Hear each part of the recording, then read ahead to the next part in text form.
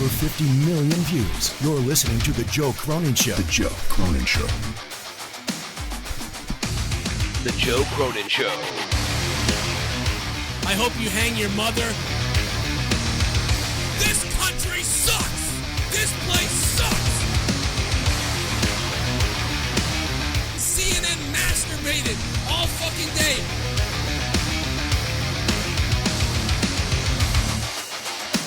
Dude, I will eat your fucking asshole out and then spit it into your mouth, baby bird style.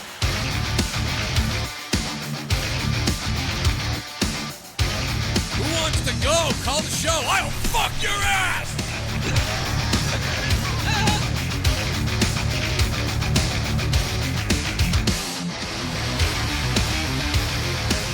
I want to kill myself! If I think it sucks, I tell you! The Joe Cronin Show.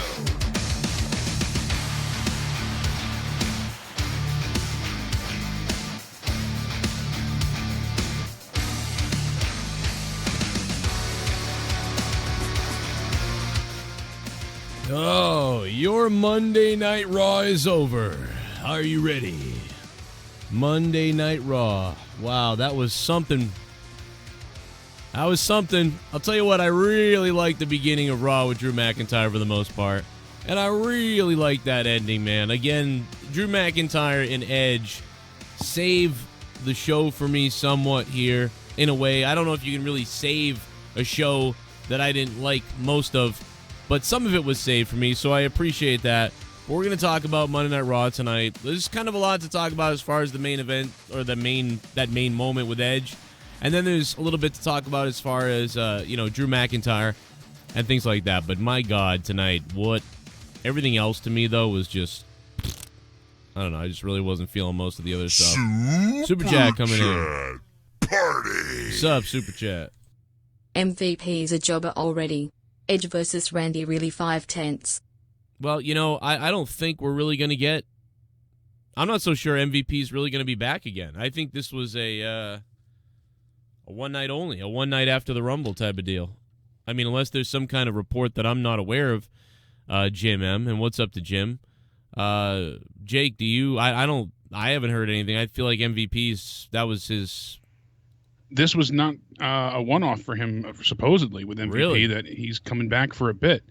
And more shocking than anything, it was a bit odd the way the Humberto match ended, because for anybody else, that would be a heel turn, or at least a double turn. Right. Humberto would turn heel, and Andrade would be face. Andrade is suspended as of this morning for 30 days for violating the wellness policy. Really? So they needed a way to write him off TV for 30 days. They weren't going to have this match happen again. They were going to end the feud last night, supposedly. That's not the case. I got to believe that the reason why Humberto Carrillo did this hammerlock DDT is really, to me, what it comes down to is they're trying to give him an edge because he's been so bad. That was, I believe, just like an after effect of their planning. They were more worried about getting Andrade off TV for the next 30 days. And it kind of just fell into their laps with the eye for an eye scenario. So they lucked out in that he just took him out. So now they have a way to write him out. Just like Robert Roode was gone for 30 days and then came back. Same idea here. I can't even believe that I don't even know what. It's surprising to me that they're even allowed to, you would think if somebody got suspended or whatever, they wouldn't even write anything off. They'd just be like, they're suspended. Yeah, they wouldn't be able to compete that day. All right, you're done, but we're going to wait till we finish your story. Then you're suspended.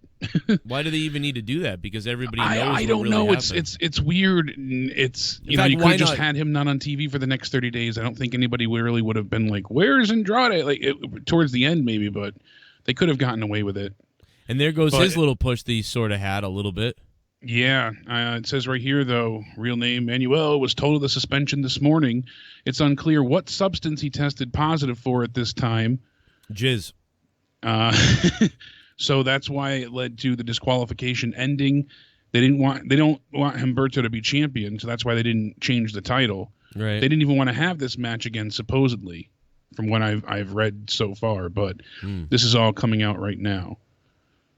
The suspension is going to be announced on their corporate website shortly. So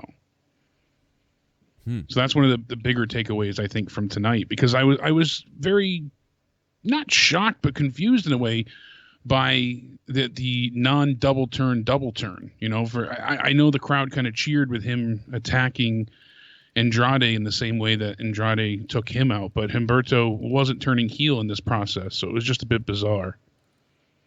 I think it's a double off. It's like it's two birds with one stone. You get the guy off TV.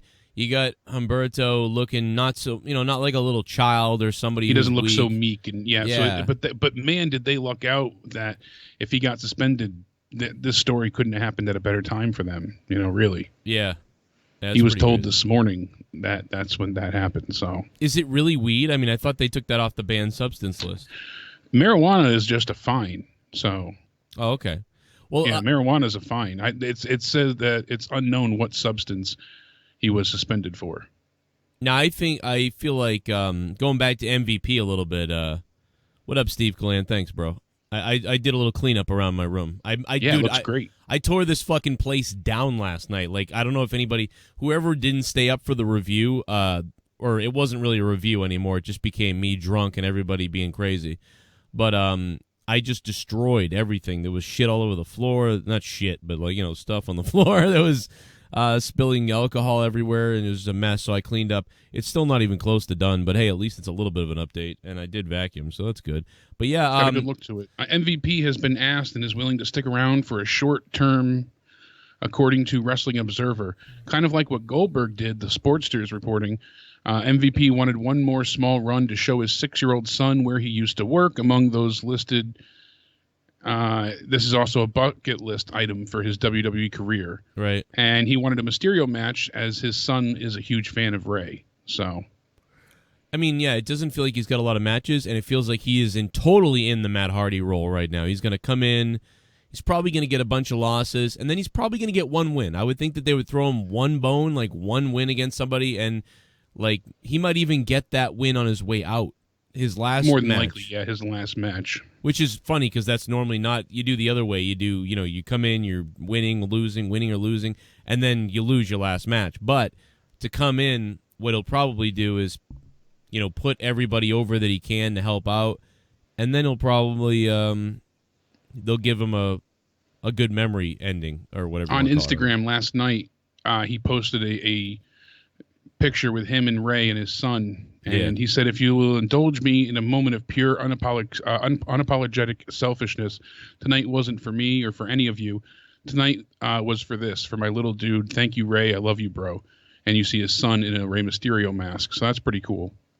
That is pretty cool. Video WWE put up as well showed, him talking about him doing it for his son. So that's cool, man. I like that. Yeah, it's a touching spot. He wants to, his son's now a big wrestling fan, and he showed his son, hey, look, I used to wrestle. This was me. And his son understands the difference between dad and MVP. So he was shocked to see his father in the Rumble last night. It was a cool little moment they showed. Andrade was suspended. Yes, people. Yeah. Let me jump real quick over to the donations real quick. Let's see. Let's pay the bills a little bit here. Guys, super chats are all enabled down below. And if you want to become a member and join my YouTube channel there, it charges you a couple bucks a month. You get all these little icons and things like that. That's down below in the description box or down below beneath the channel. Expand the description box. Streamlabs Twitch alerts is a good way if you want to donate. That way is even better than super chat because you can do all the cool alerts and just do whatever you want. They're all down below. Check it out if you want to support the channel. That's how you do it. Let me see what you guys are saying here. What's up? How you guys feeling, man? About to get it, man. Here we go. Raw had a good ending for once. I can't fucking believe it. What a great ending. From tears to anger. Cheers, boys. Love you, Joe and Jake. Keep killing it, my dudes. It was the only thing that got me was it was so obvious, so it was kind of like, but it was done so well that I loved it anyway. Rando Patrick, thank you, man. It's kind of like they turned Randy heel in a perfect way. The crowd went from cheering him coming out to calling him an asshole. Yeah, and you know what it is? It's because people were like, I understand this first moment here, and I like this. They mean it. They really did mean it. They both were tearing up for real. And then they did what they had to do, and people enjoyed that too. but also booed Randy. I mean, you hit on so many things. You hit on emotional return speech. Crowd loves it. You hit on Randy Orton's moment with Edge that's real for a second. You hit on that.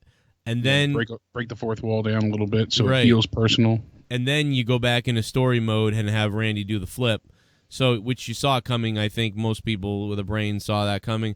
So that's and Randy can say, I wanted you to stay gone. You're not going to take my spotlight. You also ruined my chance at the Rumble. That kind of stuff. So, and it's a great way for these two to have a match at Mania. I was happy they didn't just go off of, well, they used to be teammates and rivals, so we're going to do it one more time. That's where I thought Randy was going to go with it at first. Yeah. Before he said, let's get, rated RKO back. I thought he was going to say, what if we have a match at Mania? And then the crowd cheered and it was going to be like a face versus face thing. I'm so thankful that wasn't the case. Yeah, this is way better. Him saying something like, I'm really upset that you came back because now I'm going to have to, last time it wasn't directly my fault. Your years in the business took you out. And that was good for me that you were gone. Some of that was because of my doing, but not this enough. Time, this time, now I'm going to have to be the direct reason that you retire. And now, that type of thing. So anyway, I like that. I like what they did. I liked it. I mean, again, it's like when someone tells you the ending to something and spoils a show for you, but then you watch it and it was so good that it didn't matter. That's kind of what it was like. It was like, all right, I see what's happening, but like you just said, I did have a little glimmer for a second where I was like, uh-oh. They're not. Are they like? Oh, we'll put Randy Edge with somebody so he doesn't have to wrestle a ton. Is that what I'm like? I for a second that did pop into my head. Pretty much we knew Randy was going to attack him. He eliminated him from the goddamn Rumble, so like we knew the Viper was going to strike there. And we are wet as hell tonight. We are going to go to Discord a little bit later to hear what you guys are saying, and then later on when Jake jumps off the call, I'm going to take phone calls. So we're going to have phone calls later on. So if you want, stick around for that. Settle in. Grab a beer. Grab a drink. If you have school tomorrow, grab a juice. I don't know if you got work tomorrow. Did you take out the trash? I got this tweeted to me a lot. I did, in fact, take out the trash. Not only did I take out the trash, and I got all the trash out, which made me very, very happy that I got all the trash outside. I'm so fucking happy about it. You don't even understand. Hell yeah. But also, my son, when he got home from school, remembered to bring the trash barrels all in. So, like, the men in the house right now are really kicking some ass. Top notch. Okay, yeah. Because I was bringing the trash barrels in, and then I was like, why am I doing this? With the 10-year-old. The 10-year-old, you're doing servants for a reason. Yeah, I'm like, he's not doing any work. I was like, you know what? You're bringing the trash in. Like, why am I doing this? You're bringing the trash out. You're bringing the trash in. Except there you go. Now you figured it out. Now it's, what the hell? When I was 10, dude, when I was 10, I was, up until then I had an easy life. But after my dad died, when I was 10, I was fucking painting and welding boats. And I was like child abuse, basically. Yeah. It's unbelievable. If I didn't make dinner for the family, we weren't eating, so. Well, I love good comments from you guys. I love supporting comments. I love lovey comments. I love when you guys support me and the show and Jake and everybody. But it's also fun to read hate comments. And in a little while, I'm going to display a hate comment and talk about it because I think it's so funny. Oh, there we go. I enjoy hate comments and love comments. I really enjoy the ones where people just get things completely wrong. Like this guy that called me a WWE dick rider. And I was like, dude, are you fucking new? Like, are you new to the channel? Like, I could see, like, even when people call me a WWE hater, I at least understand what they're saying because I'm like 70% critical of the product. So I get that. I'm like, okay, that makes sense. But yeah, if you said you were slobbing AEW's knob, like some people seem to think, even though we've been critical of them as well, that would make a little more sense, maybe. Yeah, I'd buy that a little bit. Like, because we've enjoyed AEW, pretty much week to week. So, but WWE Dick Rider, I'm like, dude, and this was on the Rumble review last night. I'm like, dude, I gave the fucking Rumble, like, I gave the overall show a terrible grade. I gave the 6. Yeah, I gave the men's Rumble like an 8, but I gave the whole show like a 4, or overall show a 4. But the men's Rumble an 8, so I gave it like a 6 overall. I was like, all right, I'll give you a 6, whatever. It probably deserved lower, but that's not a dick rider. That's fucking. What the hell's a dick rider then? If I'm gave it the D. What more do they need? I'm a WWE dick rider. This guy's crazy out of his mind. Like, what the hell have you been watching? Must be new. But I'll show you that comment. It's pretty fucking hilarious in a few minutes. Let me play one more donation, see what's up with you guys. Here we go. I'm about to get it, man. Here we go. Here we go. About to get it, man. Here we go. Disturbed individual. Oh, no. Randy Orton should be arrested for senior citizen abuse. They're not that much older. He's only 46. I mean, isn't Randy Orton 39 or 40? Randy Orton's like 39 disturbed behavior, and I think Edge is 46. And Jericho... Yeah, he's 39. Yeah, and Jericho's 49, right? Or 50? I believe he's 49. Yeah, so Jericho's like 4 years older than Edge. You know? Edge is one of those guys that as he gets older, it feels like he's going to get skinnier. Like, when Edge comes back someday, he's going to be like brittle bones, because that seems to be his sort of makeup, where Jericho is a guy that's going to get more plump. So it's like, they just look different. And Randy Orton's a guy...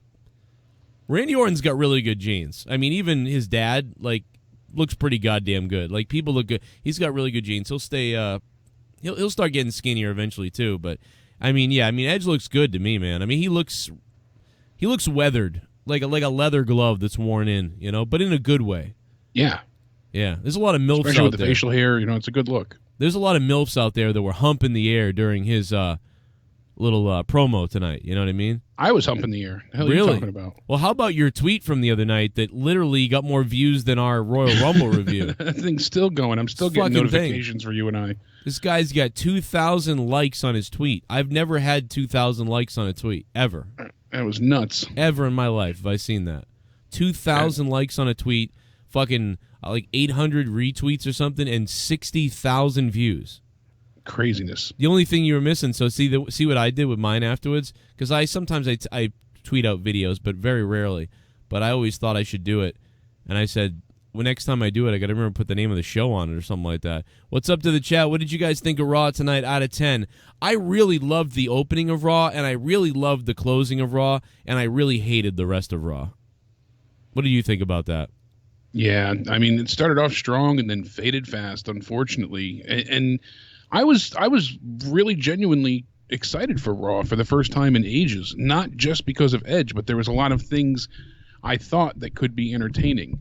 The tag titles match, I was like, oh, we'll hopefully get something good out of this. And now I'm worried because Samoa Joe is legitimately injured from what I'm hearing. So, yeah. I mean, they did take him out of the match, and that was not a planned spot. It wasn't booked. And they called the rest of the match on the fly. It's being reported from PW Insider. So that suicide dive that he did on Buddy Murphy, he landed really awkward on his head. And you can see that he honestly couldn't stand up right afterwards. They showed it during the commercial break. Yeah. And that was just a bad landing, unfortunately. So hopefully it's not a full-blown concussion. It's just a stinger, and he's able to, come back relatively quickly. But you never know with head issues like this. I mean, this could linger on and on like it did for EC3 for months, or it could be something that goes away tomorrow. So, yeah, I'm concerned. I mean, but there was quite a few things to look forward to tonight, and it just didn't live up to any of it except for the intro and outro. Yeah, it was everybody wanted to hear from Drew, everybody wanted to hear from Edge, and that's about all that mattered. I was curious to see what they would do with Charlotte. I didn't care for any of that. All right, let's take the tag champs and bring them down a few more pegs. It wasn't a good promo from her or Asuka. Everything with Becky being the GOAT, the crowd is starting to boo her as well a little bit. You heard like a mattering of boos throughout the arena. The tag team match, unfortunately, I feel, getting changed on the fly, they were going to lose anyways, but, now we have to worry about Samoa Joe being injured. AJ Styles reportedly has a separated shoulder, so that's upsetting. What we heard with Edge being reported from PW Insider Elite was that if AJ is better in time for the Super Showdown in Saudi, then him and Edge are going to have a match there. And then Edge will face Randy Orton at WrestleMania. So, Edge interesting Orton. to hear that. Yeah, I mean, that seems like the WrestleMania match to have. But I mean, they're already getting into it right now. So yeah, but him and AJ facing each other if AJ's healthy is interesting to see at Super Showdown. So that's not that far away. That's basically a month. Yeah, exactly a month off. So. Who knows if AJ will be healed up in time for that show? How did you say they said how bad the separated shoulder is? Because I'm kind of concerned that it's... No one said definitively from everything I've read online today, trying to keep looking up info. I was trying to look up for Beth as well. It just said that her injury wasn't severe, that, obviously, as we said, head lacerations bleed more often than not, and unfortunately, that was kind of the case. So, yeah, I mean, I'm glad she's somewhat okay, I suppose. I know that she was bleeding, like you said, really pretty badly. I mean, I've never seen anybody bleed. And the back of the head, I mean, but you don't know if you hit some kind of vein or area, so I'm just surprised that wasn't looked at more.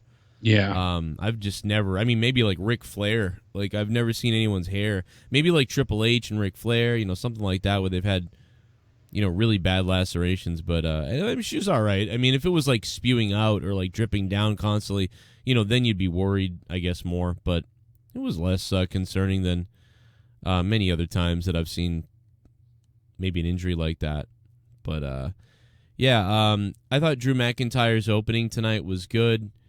For the most part, it wasn't the best. He was good on the mic, of course, as always. The OC is so boring that you don't care, but you had a feeling, I feel like everybody had a feeling Brock was going to come out and do something, so, he did. And yeah. That was good for getting heat on Lesnar, because when Lesnar did that, you could feel the whole crowd boo Lesnar. Yeah, especially because Drew's... It's miraculous in a way, too, how when they put a little bit of effort into someone or give them a chance to be themselves, however you want to frame it and phrase it, when you give someone a go-ahead, how quickly that turnaround can be. I mean, Hulk Hogan was like, oh, congratulations, Drew, you're a great heel. So maybe he hasn't watched in a month, but you can't give him a knock for that, because if he only watched the Rumble and you haven't seen anything else since before Christmas, you would think Drew was a heel still. It was a very, very quick turnaround. But he's so charismatic and, just a likable overall, presentation about himself that it's easy for fans to get behind him. That countdown, love it. That's a great gimmick for him to really get the crowd involved with his finisher. That's the kind of thing that people love.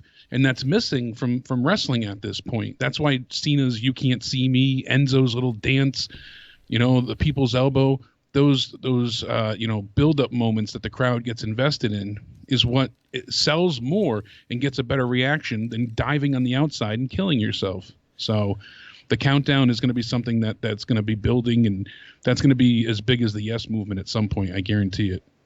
Yeah, it feels like it's already built up pretty good, but it's going to hopefully get bigger, yeah.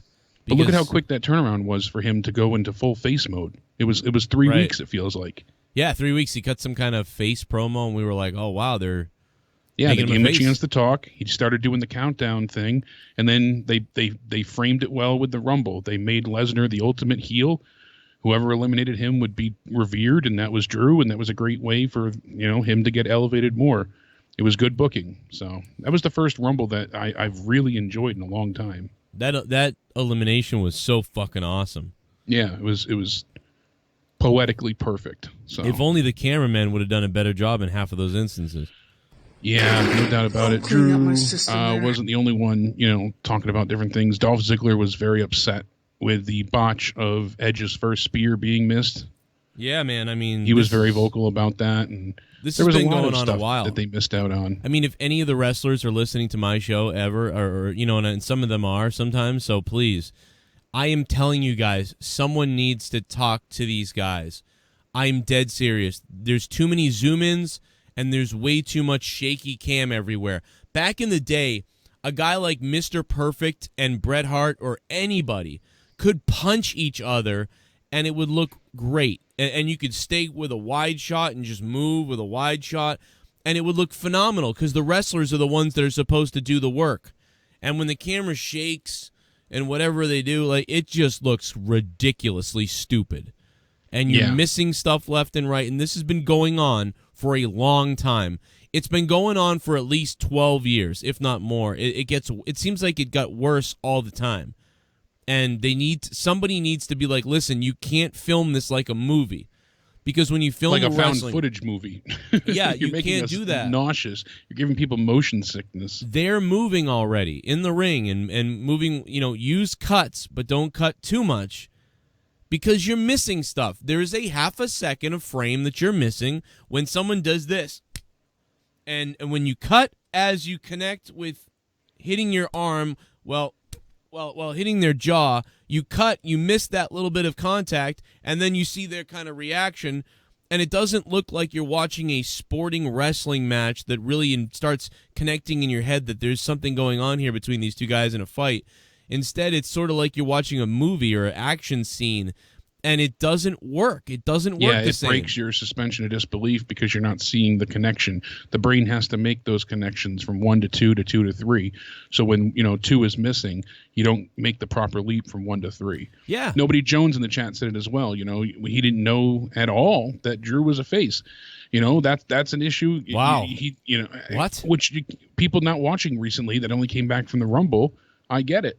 So, and even more so when you think about it, like you said with the camera cuts, it sounds like a nitpicking small issue, but it's a huge, huge inconvenience for a lot of things. I mean, I went back, rewatched the Rumble today with my daughter, and there were so many different times that they missed, finishers, or because when everybody initially comes out, when their number's called to go into the Rumble, they have a good 20 seconds, maybe 30 seconds to do their big spots. We missed a lot of that.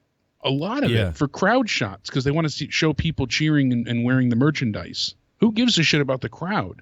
We're there not to watch people in the audience. That's what signs are for.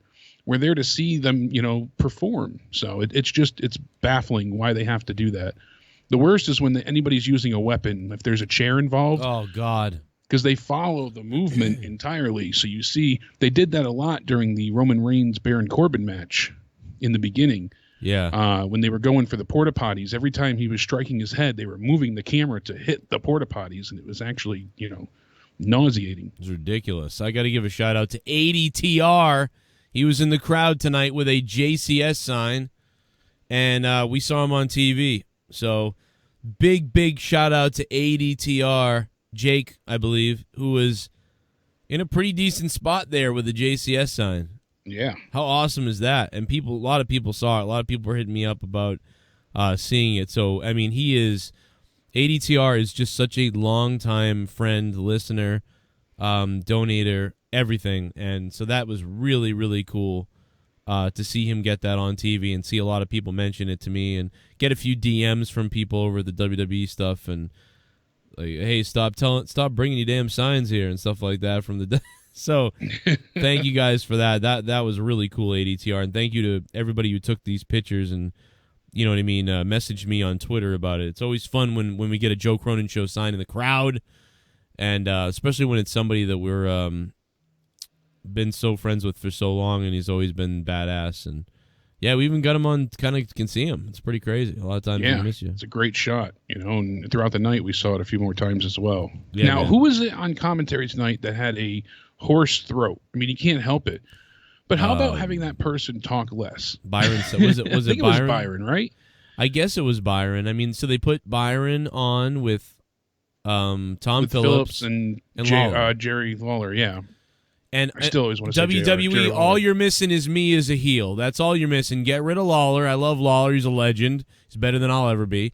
But all you're missing on commentary is a heel now, WWE. So make the call to Joe Cronin. You've already got me still on your WWE YouTube channel on the Tough Enough video. I'm still there because you love me. You want to suck me off. Everybody there does, especially in Connecticut. Stephanie does. I know that. Ask Triple H. She's got a picture of me in the bedroom. In their bedroom. It's fucking crazy. And he's like, why are you doing this, Stephanie? Why are you putting that up? And she's like, oh, yummy. That's what she says. So just hire me already. Put me Direct over there. quote. Get Lawler out of there. And hire Joe Cronin so I can actually be a dickhead and I can make Corey Graves look like a fucking fool on SmackDown, okay? With his stupid tattoos and his dumb-looking face, all right? Let's make the move already because you made the good move with Vic. You got rid of Vampire Vic. Thank God. That guy they made no mention of Nosferatu not being on air anymore either. Nope. They just, Tom Phillips is in and, Byron Saxton, but Byron, I constantly wanted to scream, clear your throat, because you could hear it with him with that hoarseness. He just started to lose it, a little bit, and you're like, do you think he lost it last night? In a way, but it's like, somebody get him some water or just not have him talk as much. I think he lost it last night at the Rumble. What do you think? Probably, which is fine. That happens. But don't make that guy talk as much as you're doing it. Maybe he wanted to. Maybe he was like, I gotta do stuff. Maybe, but I don't know. It just didn't sound. It was so distracting. It bothered me from moment go. Yeah, I mean, I noticed it a little bit, but I guess it didn't bother me as much as it bothered you. But I will say that I was working hard on rewiring my wall and setting up audio devices and padding the ceiling from starting about 4 p.m. today. So while Raw was on, I was working. So I wasn't, I don't think, honed in on the audio, on the commentary as much. But so I guess that's probably the answer why I didn't notice as much as you, because normally I'd probably flip out. I was just happy Nosferatu wasn't there. So I was like, all right, he's not you were there. Celebrating on that fact. Now, alone. I like that guy. I mean, he's a sweet man. I think he's a very good professional, and he's a commentator he's going to be good or whatever. But he's just a very safe, dry, whatever. And I think it is kind of funny that they did move him. I mean, dude, I was raging on this guy just the other night, and now he's gone. So that means WWE must have listened to not to me, not saying to me, but I mean everybody. Everybody was saying, like, this guy is fucking Michael Cole without the prestige of being Michael Cole. He's boring. So I don't know what the reason for this was exactly. But, there's still one more commentator away. They still need another guy. And I think Tom Phillips is about a 7 out of 10 commentator. I think he's a good commentator. 7 out of 10 for Tom Phillips. I think Nosferatu is a fucking 4 because of how boring he was, Michael Cole. And I think Michael Cole's a 5. Now, Michael Cole overall, forever, I've never really enjoyed Michael Cole's calls. But Michael Cole is a amazing professional and a really good guy and a really good producer. And the only one to call the Rumble in 4 different decades. Right. I mean, dude, I can't believe how long Michael Cole's been here. When we were kids, it felt like Gorilla and Bobby Heenan had been calling forever. But they only called for about 4 years together. Yeah, that was it. That's it, about 4 years. And it felt like it was a lifetime. But Michael Cole has been calling since... I remember the day he showed up on WWE TV in 1997. He was a fucking scrawny pencil neck fuck who was doing backstage interviews, and it's those crazy. Little frosted tips. This cunt is still here. Back then I used to not like him. Then I used to think, man, this guy's like a poor man's Todd Pettingale. I used to love when The Rock would shit on him in the back continually. That was a highlight. I remember when DX pushed him in the shower with Shawn Michaels naked, that type of stuff. That's a great one as well. Who knows what happened off camera with Michaels naked? Let's go to a donation. Let's see what people are saying. Shit bum. Hey. Yummy. Oh, God. Yummy. Bottomless pit of cum. Yummy. Michael just sounds so disingenuous. He doesn't feel ever inspired or actually like he's moved by what he's watching. Not anymore. The Edge return, you heard him last night. Oh my! Like it just, it's another Shane jumping off the cell. For the love of all mankind. Like he always feels scripted. He never has a genuine reaction, I feel, ever. Maybe that is because they are so scripted and he just is not able to do so, but there's Edge returning. It's been 9 years. The last time he was in the Rumble, he won. Like all this emotion and just get, oh my! Like it just shut the fuck up. Just let hear the crowd. I mean, why isn't the call when somebody pops out like that? Why isn't it just your natural reaction of, like, I don't know, like why? Either say nothing and just hear the reaction from the crowd and then get into it, or. Mm-hmm. But as soon as Edge's music hit, oh my, it's like, oh my, things are about to get broken. Yeah, the Hardys are back. Didn't he do the same thing for the Hardys? Isn't the Hardys call the same thing? Yeah. Oh my. Oh my. Yeah. You got to have that little, crescendo on the Y for the my. Let me go find out if that's what it is. Let's hear the Hardys return. I think it's the same thing, to be honest. I think that was my second biggest tweet. I have both of those burned into my head with him.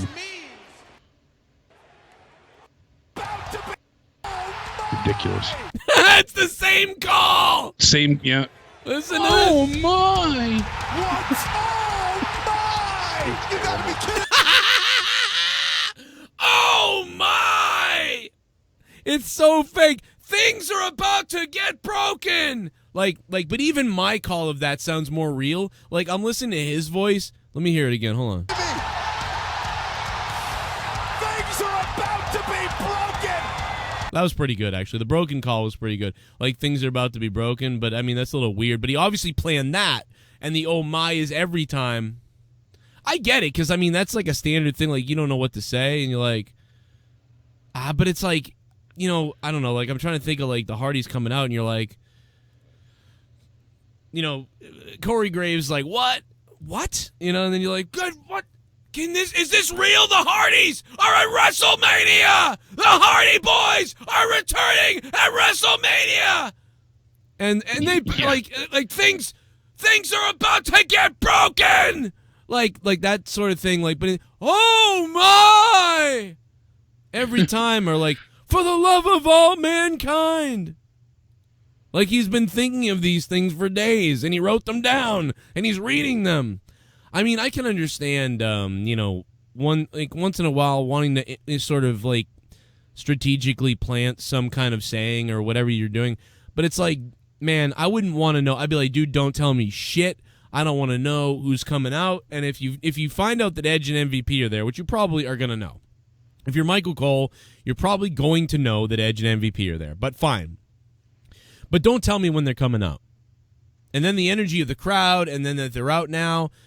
I don't know. What can you do? I'm not really sure. Michael Cole, I'm telling you stuff, and I don't know what it's like to be him there. I just know when I've called wrestling in my entire life, I'm in the back, and I always say the same thing. Is there anything that I must 100% know about and that we're trying to push that I need to be able to say, please let me know now? Otherwise, I don't want to know about shit. Like, I don't want to know what's going to happen for the most part.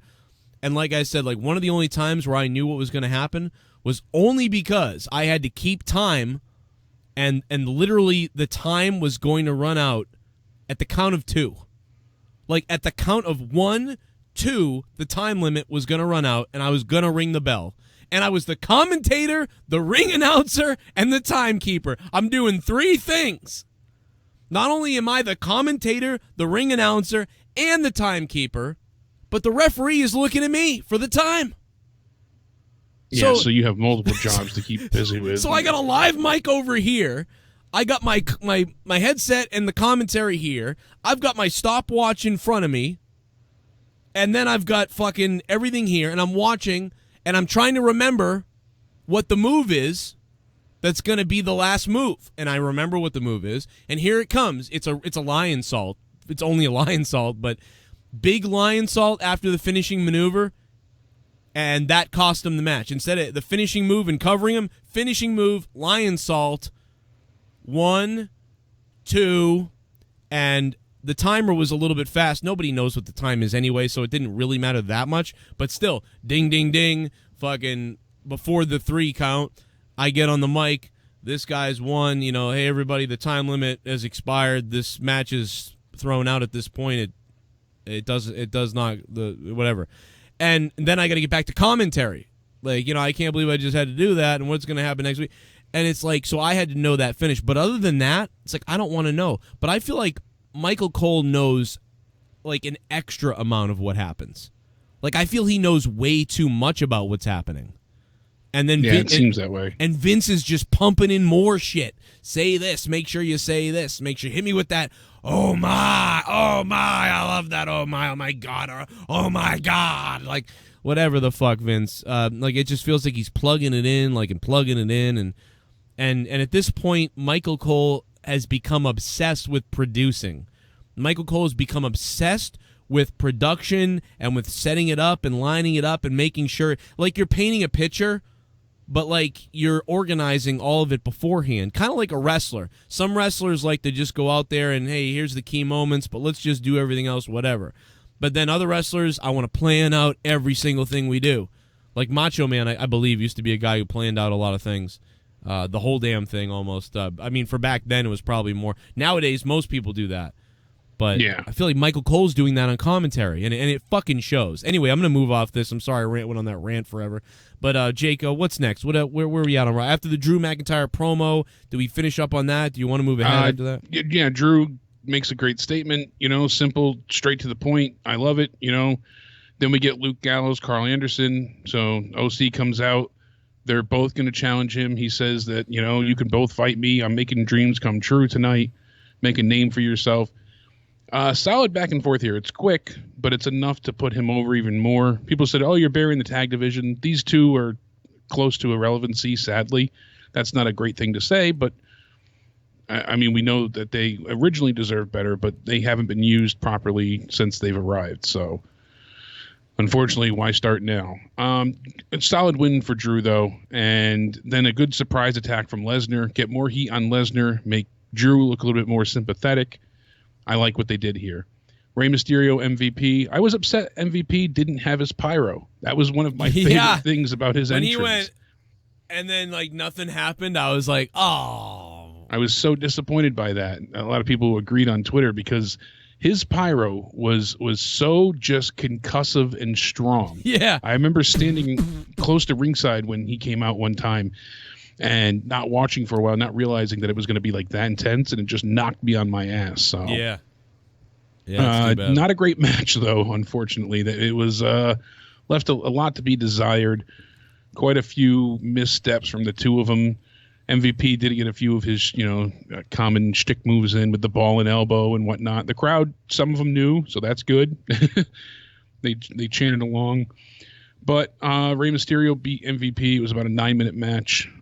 Not, I mean, he's 46. I don't know if he's sticking around for too long. Like we said, it should be quick, but MVP is 46. Yeah, this will lead to him probably, Yeah. staying quickly and then just taking off just so he could show his son, like we said earlier. Then we get Alistair Black taking on another local wrestler. It's like 30 seconds long. Obviously, we know what we're getting here. It's just to show off the black mass. But Alistair says here, I'm tired of people, well, first he says, I admit that I lost the match last night. That was my fault. I own it. And, if something happens, no matter what, it's on me. So that was a cool little introspective, tidbit from him. And then it leads into him saying, I'm tired of people not challenging me, and, no one wants to pick a fight with me. So instead of him being the, hunted, he's going to be the hunter. I think that's great. That's what we've been waiting for, because the only person that's gone to him was Buddy Murphy. And now we're going to go ahead and see him cause havoc in the locker room. Yeah, I thought that was cool. I liked, it's interesting that he was so adamant about come pick a fight with me, and now he's like, I'm going to come bring it to you guys. I mean, hopefully there's a direction. I'm just worried that he's going to start saying stuff. And yeah, I was worried that you'll see him kind of flounder away with this. But at the same time, if they strike while the iron's hot, this could be really cool with him assaulting people in the back and really, brawling it out with everybody. That leads to a lot of good feuds, because every match he's had so far has been pretty damn entertaining. Unfortunately, he's only had one feud with Buddy Murphy, and even that was great while it lasted. But I think it'd be epic to see him kick some ass. I agree with Jason in the chat. It's just hopefully they don't just forget about him and cast him back to the back burner. Yeah, I mean, hopefully. I think it's a good sign, but the problem is, you think it's a good sign that, okay, he's burying these fucking guys with this kick. They're really putting over that the black mass takes you out, and it's crazy. But the problem is they did this with the Viking Raiders, and it usually means that they're not sure yet where they're going, so keep them looking strong, and we'll figure something out. Yeah, sadly, it doesn't seem like they have a story in mind, or at least delay. An idea. It's like, it feels like delay tactics, which is okay, but unfortunately, the other side of that, get somewhere eventually, right? But the other side of the tunnel is always fucking just waiting, dumb.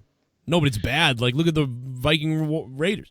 Yeah, you just constantly build towards nothing, and then you become hired hitman. Nikki T in the chat. What's up, Nikki? How you been, Nikki? Why did they change the Intercontinental title belt? We talked about this when it happened. I don't understand. It seems like a knee-jerk reaction to AEW. They're probably fucking pissed off that Cody was the guy who brought back that IC title. They also probably want their belts to look cooler or something like that. Problem is, the IC belt was the one that looked good. That's the one that, that's the only one that had their retro look, the real look of the Intercontinental belt. And now that's gone. Now they updated, obviously, the NXT Cruiserweight title as well. We're still hearing about redesigns for the United States Championship as well eventually. So that's the one I would have really liked to have seen get a remake for. But Yeah, like the only belt I wouldn't have messed with would have been the IC belt. Leave would have that been one yeah, would have alone. been the one that they first go for. So, And if you I wanted mean, to, even the Universal title essentially got a makeover by going from red to blue. Not much of a makeover, but it was changed. So they changed the color of the strap. I mean, yeah, I mean they'll consider that a big deal, but at least the Fiend has his custom title, so they tried to do something customizable with that. I'm going to jump over to the donations here, see what you guys are saying. I love to hear what you guys are saying in the donations, guys. What's up? I'm going to play them for you. Super Chat Party. Super suck. What's up? It is, wow, oh my God, 0.79 cents. Vince McMahon's nuts smell like money. Thank you, sir. We heard from him last night. Wasn't he in Scotland? So we had a lot of Scottish listeners last night. A lot of the Scots. Yeah, rightfully so. They They love were all that happy. Claymore to the grind. It Claymored them to the grind. I love it. Thank you, man. Great name, too. What a great name. You think Vince McMahon's balls have hair still, Jake? Oh yeah, they're just Really? old and gray. You know, they're hanging by his knees at this point. That's Ew. the weight of the grapefruit. Gravity weighs it down. But you think there's hair hanging off him or he shaves him? No, he's definitely not grooming.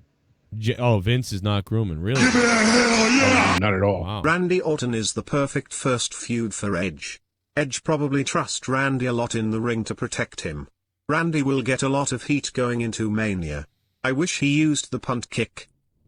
I thought about that. Or what I would have loved would have been he puts the chair to the side. Alexa's sweet ass. What's up, Alexa's sweet ass? He puts the chair to the side, and he punts the chair like so it kind of goes into the head but rattles away type of deal. That would have been kind of cool. Oh, my God, no. My name is Kane, and I'm donating. Oh, my God. Andrade test positive for motor oil. He was having too much of that robot flair. Also Ortonite, I give it 5/10 nothing special. It could have used an extra Jew or two, be honest. Also, who should be number one contender for the Fiend's title? Elimination Chamber. Lana's Sweet Tangy Box. Thank you for the 666, Lana's Sweet Tangy Box. I mean, I think we're kind of all on board that they're probably going to go with Roman. I mean, now who deserves it? Who do we think really deserves it? That's an interesting debate, I guess. But I'm pretty sure we're all in the same boat. Oh, It's a gonna little be, bit of the bubbly. That's it. Roman. Want some bubbly? Look at this stuff. Oh, a little bit of the bubbly. That's it. Andrade was suspended for smoking Charlotte's pussy. Yeah, what's in that vag? I mean, come on. Dwayne the Cock Johnston. Thanks for the $3, Dwayne. Something's in that vag, man. Something dastardly. Something Her that father made her hide drugs in there. That's right. She forgot about him. Drugs are Andrade dripping. went down on her and came out, with a coke stash. Now, if he jizzes inside of her, does that mean she has the same supplements in her now? Oh yeah, she's filled with Andrade steroids. Super chat. You hear this? Thought we were gonna see the punt. Still great. Yeah, I agree. It was still good. We almost saw the punt. I wish he did jump on his neck on the chair, though. I don't know why he didn't do it, then came back. Shit bomb. Should have just done it. I tested positive for super high levels of testosterone. Uh-oh. I guess some of my Charlotte rubbed off on me while make the hot sex. See you putos in 30 days. See you later, Andrade. You think it would? Did they? They didn't say still, so we don't really know if it's really. Yeah, we don't know testosterone. yet. Unspecified at this time. Well, Andrade, I want to say thank you very much for becoming a $5 shit bum, baby. Thank you so much, Andrade. And see you later, man. See you in 30 days. I think you just Have did a nice this. vacation. You wanted to get out of that Saudi Arabia deal. Yeah, you didn't want to. Well, you know what? It was clear on that day.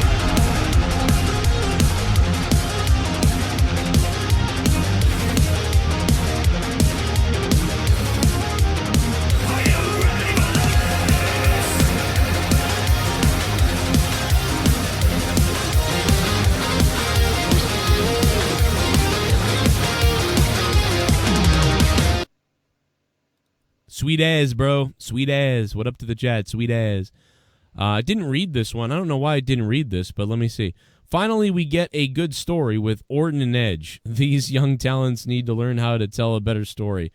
This might be the match of the night at Mania if they keep on building this story. I don't think it's going to be match of the night, but I do think it's going to be one of the hottest things of the show, potentially. Yeah, big must-see moment. Yeah. Jeremy, thank you so much, dude, for the $11.50. That is the largest donation of the night, and we're going to put you on the board here. Jeremy. Give me a hell yeah! I can't believe I'm saying this. I thought I say this for years, but I am very stoked for next week's Raw. Edge and Randy Orton segment was fucking amazing from top to bottom. That camera shot of Edge's hand shaking was fucking terrifying but good. That was great. That was great. What a great thing to bring up. John Wills, you just nailed it, dude. He looked legitimately shocked and in pain or whatever. That was fucking great. What a great shot. Oh, a little bit of the bubbly. For all that we shit on them for, that was good. Oh, a little bit of the bubbly. That's it. Lots of people watching Liv already. Raw was decent tonight. Wonder if SmackDown will have more Rumble guest superstars pop in. Man, I don't know if Rumble... I don't think SmackDown's going to transition much from the Rumble, but I don't know. DanH&Cora, what's up? Do you think Edge... I mean, I guess Edge is just going to be a Raw guy, right? Yeah, He's not it seems gonna be, that way. So, he could appear on both shows, but... I mean, they haven't placed him yet, so it would be smart to put him on both for a little while until... Shit bomb! I don't know. Haven't watched an episode of Raw in over 6 months. Just watch your reviews. Oh, thank you. Edge brought me back and I wasn't disappointed. Also, Charlotte's face looks like an old dying woman.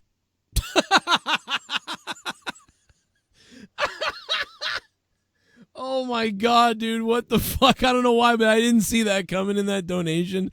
Oh my god, dude. Jake goes, haven't watched an episode of Raw in 6 months. Just watch your reviews. Edge brought me back, and I wasn't disappointed. Also, Charlotte's face looks like an old dying woman. And she's balding.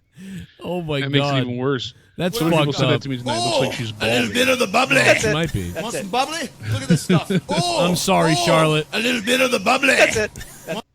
Asuka, if I was in the Royal Rumble, I would have won. Charlotte, LOL, what?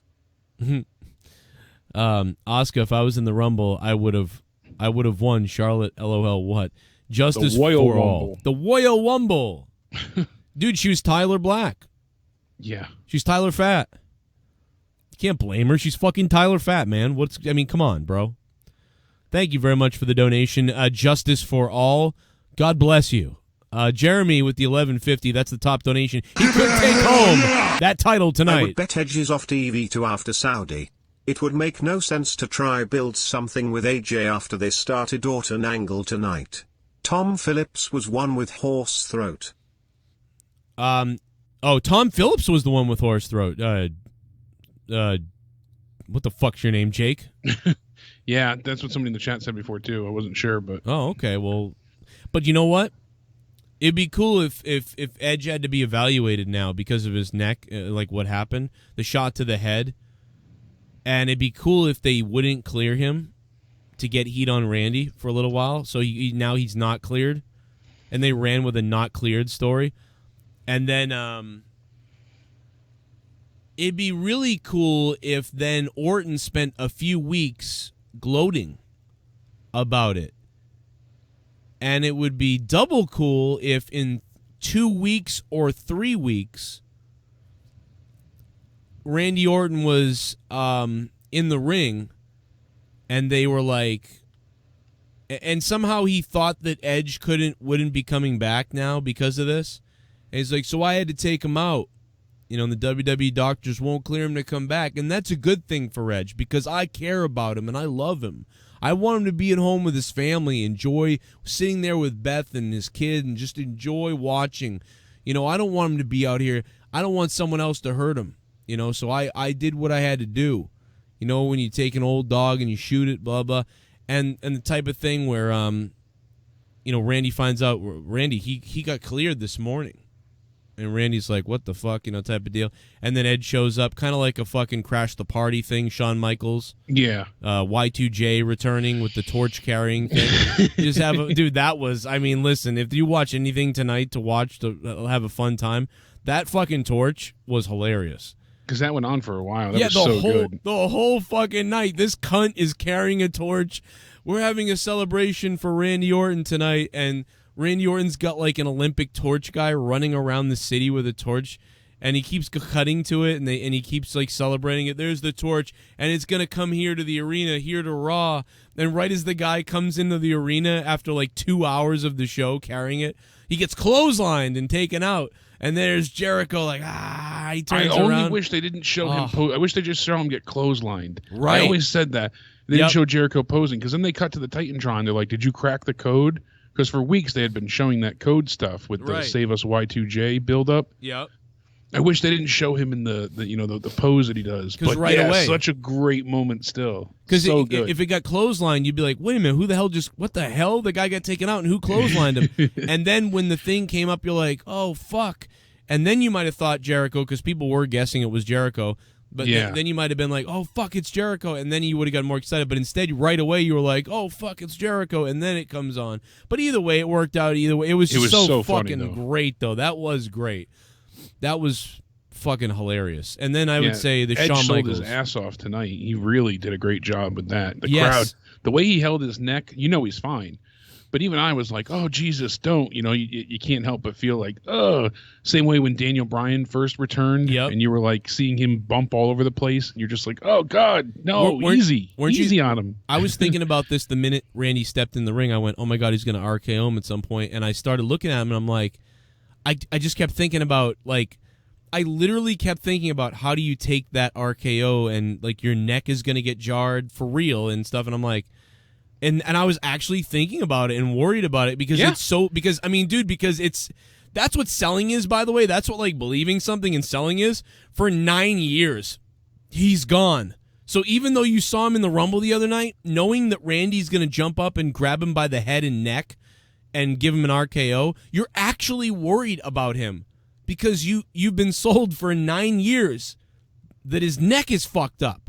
So like it's so good though, because they would never let him in that ring if they had any worries about him taking any bump whatsoever. Right. But still, I'm like, oh God, no, don't, please. And there's Think surgeries. of the children. There's actually surgeries now that they do that they couldn't do then, and that's part of what he had done. But so you have the he said surgery. that was a key that we didn't know much about.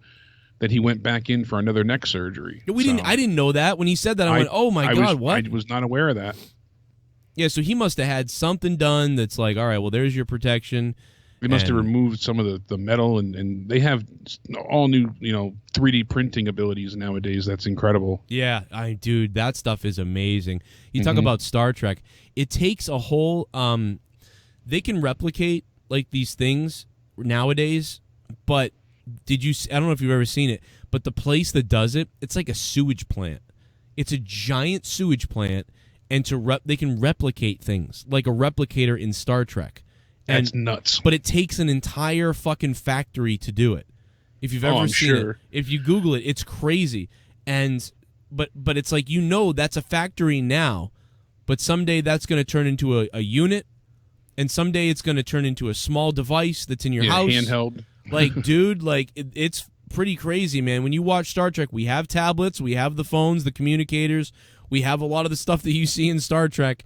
You're going to have a replicator someday. Probably I'll be dead, but probably, when our kids are like 50, there'll be something in your house, maybe sooner, that will replicate, 3D print, whatever, and you've got to buy the materials and the I'm trying to think of the word, the mineral, the resources, like the minerals, and like the cells and the minerals and whatever the fuck, and you got to fill up the machine, and it's gonna be a mix of 3D printing technology, but also that shit. It's gonna be nuts, dude, and that stuff's gonna be insane. As long as we all don't get coronavirus and die, we'll be okay. And we're not gonna all die. 50 million people are quarantined at this point. Jesus, over there. What is the rate? 15 full cities. They shut down, their Disneyland park, and What's the rate of people dying? Like what? 2% or something like that? It's not as high as you'd think it would be, but it's still concerning because if 100, it is, but 100 people get it. Where this originated from was a meat market. You're right. That sold every type of animal you could ever imagine. They have a menu that I saw on Twitter. I thought it was a joke at first. No, it's true. I looked into it. You literally you name an animal, they have it there, or at least they did. And it's like, why would you want to have that? Well, they believe it makes your penis stronger, but that's pretty much what it comes down to. So some stupid cunt. So if you wanted a rabbit, a crocodile, and a koala for dinner, you would go there and they would kill it, and because they kept them all alive until they were ready to be killed and served. Well, listen, rabbit and crocodile is fine, but koala, that's what I'm talking about. There's a bunch of exotic animals too. So when you had all those animals together in a unprotected environment, the germs that they had mixed, and then that formed a supervirus. So nice. Now someone ate a pelican's dick. Like someone ate a pelican's egg sac, and now we've all got fucking coronavirus. But the thing about it is killing mostly little kids and old people. But it is still concerning because you get 100 people sick and 2 or 3 people die. When you get up to the 10,000s, that's hundreds of people dying. That's kind of scary. It's not as insane as you think. It's not going to kill us all. But, I mean, hey, man, if you're wiping out... I mean, we needed to wipe out some people, but still, it's not good for little kids to be dying. But anyway, let's get back to wrestling. Yaks, snakes, porcupines. Porcupine? I mean, it just Give goes me a porcupine. on and on. So, hey, do you have porcupine ball sack? I want to eat a porcupine's ball sack. It's always something sexual. Whenever you eat, like, an animal's, like, private parts. Like, didn't fucking, like, AIDS come from fucking dogs or monkeys or something like that? Yeah. So it's like you fucked an animal and now you have AIDS. It's like, well, no shit. You eat an animal's dick and now you have coronavirus. Stop fucking around with the sexual parts of other animals. They seem to be fucking kryptonite for us. Stop doing it. Get a pillow. Fucking abduct somebody even. But just stop with the animals. And 60 million people are in lockdown quarantine now. Jesus. Really? 80 people have died to this point. 2,800 cases are confirmed. Testicle festival. We have one in New Hampshire. Yeah, that's just in China, I guess. So yeah, well, that whole area is fucked. I mean, you're done for now. I mean, I'll tell you what, dude. I bought a mask. I bought one of those super duper like legit real masks. It was a big one. Then I bought a bunch of the little masks. So I have all the little masks. They're cheap or just whatever. And then I've got the one for like if I have to go out and do something and everybody's dying and it's the zombie apocalypse. I've got 6 months of food and water. I'm ready to go. I've got seeds ready to grow. Lots of seeds that will grow within 3 months. I'm ready to go, bro. Trust me, I'm stocked up. People think you're fucking insane. It ain't insane, man. Be prepared. Something happens. Even if fucking something happens for 2 weeks and you don't get water and food and people ravage the Walmarts and everything's gone, you're going to want to have some shit saved. Trust me, it's not retarded. You won't be the retard on your block without food, so... I'm telling you, Jeremy is the champ. Anyway, let's go back to wrestling. I don't know what the fuck. I just made people. I don't know. Something about mixing a camel, a peacock, and a Pomeranian into a stew. That sounds pretty good right now. Yeah, dude, that's a number Pomeranian. 15. So we could have gotten a number 15 for pretty cheap. I've heard Pomeranians have amazing vaginas. Yeah, see, add a little porcupine on top of that, and a little bit of yak and a mule. We're on to something. Yeah. Then we just get a Komodo dragon for the top. What do you know? A Komodo dragon. All right, let me go back to the donations. One more. Shit bum. When I was watching Liv Morgan, I just want Liv pussy come out her outfit, and every time I was thinking about it I was getting wet. Oh. She looked so good tonight, just want to scissors her or just watch her get fucked by 30 guys and their hot cum in her. Nervous sweat. Nervous sweat. Jesus. Blumpkin. Cunt pussy juice. Thank you, Blumpkin. I appreciate that. There's got to be somebody watching this show for the first time who was like, I really liked this show, but now I don't. I'm not subbing this channel. Fuck this. Like, I was going to sub, but now I'm not going to. WWE has tweeted out that Edge was rushed to a local medical facility following Randy Orton's attack on Raw. Nice. Injury update from WWE.com. A lot of people sent us that on Twitter. So awesome. Denise, Eddie, a few different others in chat brought it up. So thank you all. But I'm glad they're sticking with the story because they really want to go ahead and make this feel, as realistic as possible. Guys, we are so close to really hitting 68,000 subscribers. If you're brand new, please subscribe and hit that bell because I'm going to be live after every WWE event. We're going to be doing podcasts like crazy. This channel's full of stuff. My other channel, which has 11,000 subscribers, Corrupted Nation, that's where I talk about everything non-wrestling. So get over there if you like the non-wrestling talk, because that's what we do over there. So sub that channel too and sub this one if you can. That way you get alerts and I can get all my shit out to you guys. And make sure you come to my channel every day, because if you come every day and you click on my videos every day, YouTube will remember to recommend me to you when I'm live.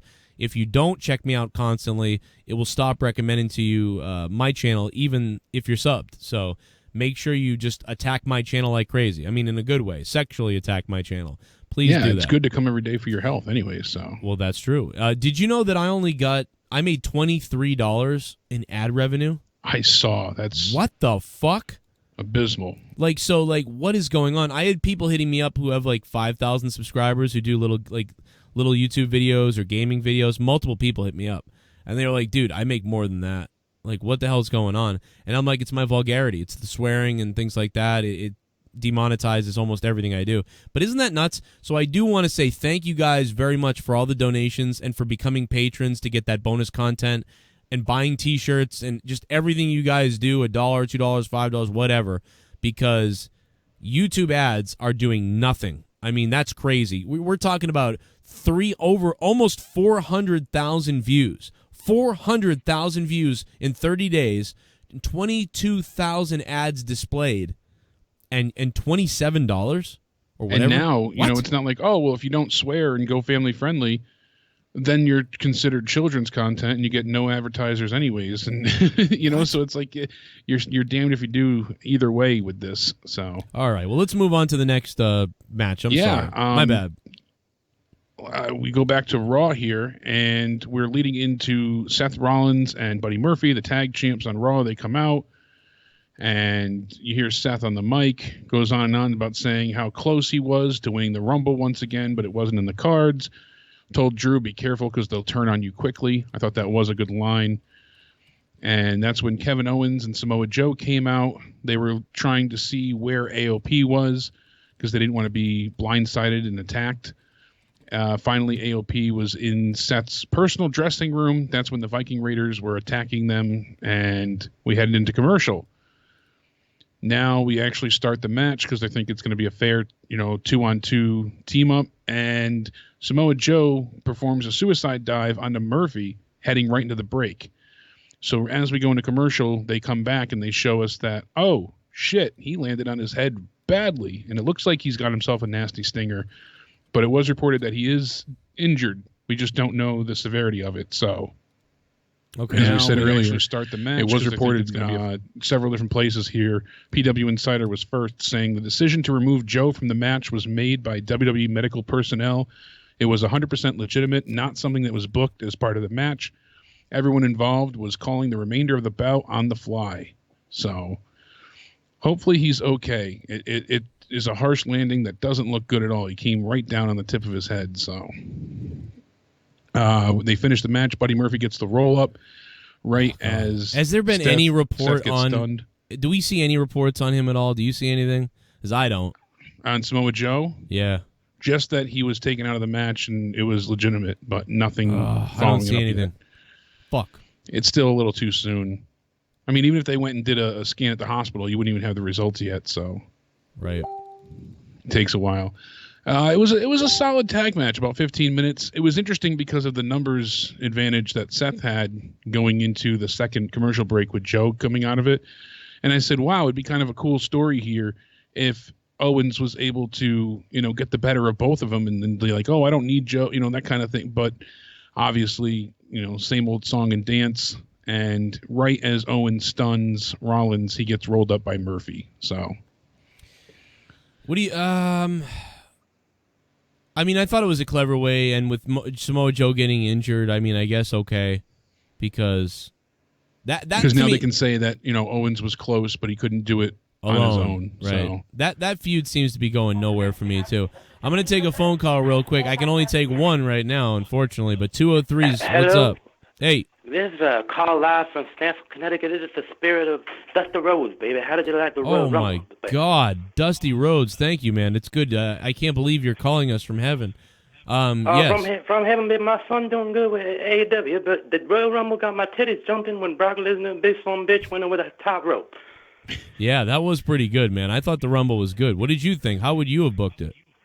I would have booked it with my son Dusty Rhodes, fucking Brock Lesnar dick, maybe a little bit, but then I really like Edge breaking his neck by Randy Orton, that Viper, baby. With the 2 chairs, oh my God, that got my nuts jumping in heaven like crazy. Kobe Bryant here too. We playing chicken hunting, and it is fun, baby. All right, well, thank you, Dusty. No problem, baby. Watch AEW. Watch AEW. All right, I'm going to watch AEW for your son only. Thank you. Just to watch your son. Wow, call from heaven. That guy should feel really lucky because there's a glitch right now with Skype, as many of you know, where we can only take one call, and then it glitches, and you can't take another call. So that guy was the only call. That's your only call of the night, folks. We got to hear that Dream's titties were flopping up and down as he was celebrating Brock Lesnar getting thrown over the top rope, baby. I also accidentally blocked Nick's number a few weeks ago. Nick was a guy that called all the time. So he always got through first somehow. Yeah, now he's blocked. I'm like, where's Nick been? And then I looked, and I was like, oh, I must have blocked him by accident. So well, he had 100 numbers, so I think it might have been all right. Well, I'll fix it for you, Nick. But yeah, don't bother calling the number. Don't bother calling yet, guys, because I'm not going to take calls until later when Jake leaves and or when I go to Discord. So just wait around. We will get to calls in a few more minutes. Give us another few here. Let's rattle through the rest of it, though, Jake. Yeah, Andrade, we talked about. Crowd's dead for the match. They called Andrade a certifiable a-hole. I thought that was a little bit funny. You know, Saxton had a good line there. Vega obviously breaks it up, goes for the disqualification angle so that Andrade retains. And I was a bit baffled, like I said, with the ending, but now it makes sense. WWE got lucky that this fell into their laps. If he is going to be out suspended, and you said he wanted to get out of Saudi, but if the suspension starts today, even if it starts tomorrow, because there's 31 days in this month, he'll be cleared, or at least able to go back the day of the Saudi show. So you're going to Saudi, Andrade. You're going no matter what, you son of a bitch. You're not getting out of it that easy. You're going ripped. I think if he was facing anyone else, they would have had the title change hands. Yeah. But they just don't seem confident to give Humberto the title. And it was odd as well, because how many shots does this kid get at the championship? There's so many other people that never got a title opportunity, but this is his 6th, I believe now? 5th or 6th? Humberto? Yeah. I don't know. I mean, but it's a lot. He had 3, I believe, against AJ. That's more than 3. And it just because he had it at the last Saudi show when he won the Battle Royal. So you're like, all right, he earned that one. And then every subsequent one, he just got because they gave it to him. So not a great finish, but I get what they're going for. It'll write Andrade off. They got lucky because Humberto doesn't have to turn heel if that's not what they're going for. It's just eye for an eye revenge. I don't have it in front of me. Someone tweeted me before, though, saying that that's what he said in Spanish, eye for an eye. So there's something I'm really going to rage on tonight. Can you guess what I'm kind of upset about? It's not till later, so I don't want to skip ahead, really, but Liv Morgan and Lana match? No. Oh, you'll see. We'll talk about it after. What's next? All right, so I'm curious to hear what you're going to rage with. So coming up next after that is Charlotte. Charlotte comes out, goes on and on, drones. The crowd boos her senselessly, and she said, I outlasted 29 other women. I'm going to challenge for a championship. And if rumors are to be believed, today, all day, I have heard nonstop everywhere that she's going to be challenging for the NXT title. If that's the case, and that's what they're going for, then why the fuck did she win the Rumble?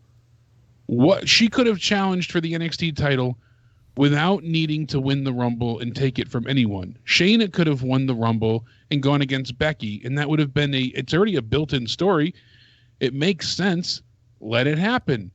Charlotte doesn't need the Rumble anyways for her to challenge for a title, regardless of where she's going, but especially not NXT.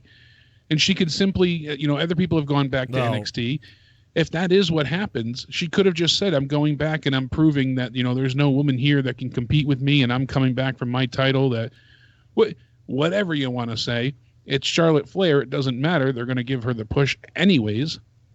And she could have gotten that feud secured for Mania. I find it odd that she would win the Rumble and choose to go and face Rhea Ripley, though. That would be her choice. We didn't even know you could do that, but now you do. Yeah, But this is all feels like it's just to put like NXT. Like it feels like this is them like we want to put Rhea Ripley on WrestleMania, and who could face her, and this like puts over NXT. I don't know. I guess that's what it is. It seems that way. It really does. I mean, in a way, people would probably be happy because now Rhea Ripley is a good face, a big face. She's going up against the evil Charlotte, who won the Rumble. But they tried to make Charlotte seem like a face tonight. Like, so what, is Charlotte a face again? Like, what the fuck is going on? They built her as a heel in the Rumble. Yeah, and then because the way that she was being 2-on-1 attacked by the Kabuki Warriors, they made her seem like a face. So, what's going on? I don't like, know. what are they doing? What is she going to do? Try and take down Bayley's reign of terror? Bayley hasn't had any great matches or done anything of note since she's been the champion and turned heel, and that's going to be a heel on heel match, so I doubt they'll want that. And it's hard to believe that they turned Charlotte face all the way because no one's still going to cheer for her. It just doesn't work. She doesn't work as a face. Yeah, no, she's just seen too much like a heel. She's just such a heel. And like Becky said, if we're going to do it, it'll be the last time. Well, even if they tout that, last time ever, and there's still little interest in that because it's happened so many times. Right. Not, a half a year ago they were feuding with each other. It wasn't like it was just, years ago. It's continually. So I see no need for that whatsoever. We'll see, what happens going forward, but I have zero interest in any of this, honestly. And as of right now, I'm just confused and frustrated with this whole Women's Rumble outcome. Yeah, it was like, I hope it, yeah, it's, I'm disappointed. I mean, Shayna could have won. I mean, Shayna and Charlotte. I mean, I'm also mad at the way it ended. I mean, I know I said this last night, but it's like, I get it. That can't be stated enough. I'm fine if Charlotte wins. I mean, I guess. But it's the way that Shayna lost. It's the way that she was like, I'm going to walk over to your legs now. Throw me out. I'm stupid. Like, and I guess you can build that as like, obviously Shayna, Shayna Baszler is like a very tough individual. Almost nobody can beat her in that ring. But when it comes to a Royal Rumble, she's never been in one. And obviously, she wasn't aware of the type of, Charlotte was very aware of her surroundings and what she was doing. She suckered her in. And, it's going to be very interesting someday down the road if these two are actually wrestling in the ring, because that was, something that Baszler doesn't usually lose. And that was a mistake that, I don't know, something like that. But the fact of the matter is, like, she just shouldn't have. Why wouldn't you run at her and drop kick her out of the ring? Like, I'm at home thinking that. And so they just should have thought a better way to do it. It should have been Baszler goes to clothesline her out of the ring, but she ducks, and then Baszler hits the rope, and then she already comes up on her and then throws her over or something. That would have been way more better. Especially because she already had her in the head scissor trying to escape the first time. Yeah. So it literally was just a repeat of what you just did. Yeah, she almost took me out doing that. Now I'm going to go give her my head again? What? Exactly. So it just really was very frustrating. It was a bad decision wrestling-wise. I mean, it's not often that you see that, but it was. Whoever decided, whoever booked it, whoever planned it, whoever worked that out, whoever planned that spot for that to be the way it happens, or if they did it on the fly and did it, I doubt they did that, but if they did, that was a horrible decision and made Shayna Baszler look like a fucking idiot. Yeah, huge error in judgment there. So that she came in late and then looked like an idiot. I mean, that was... And now it's like, because the person you won didn't win Shayna. No, it wasn't. I didn't even choose Shayna. It wasn't someone, but... I did, but it's...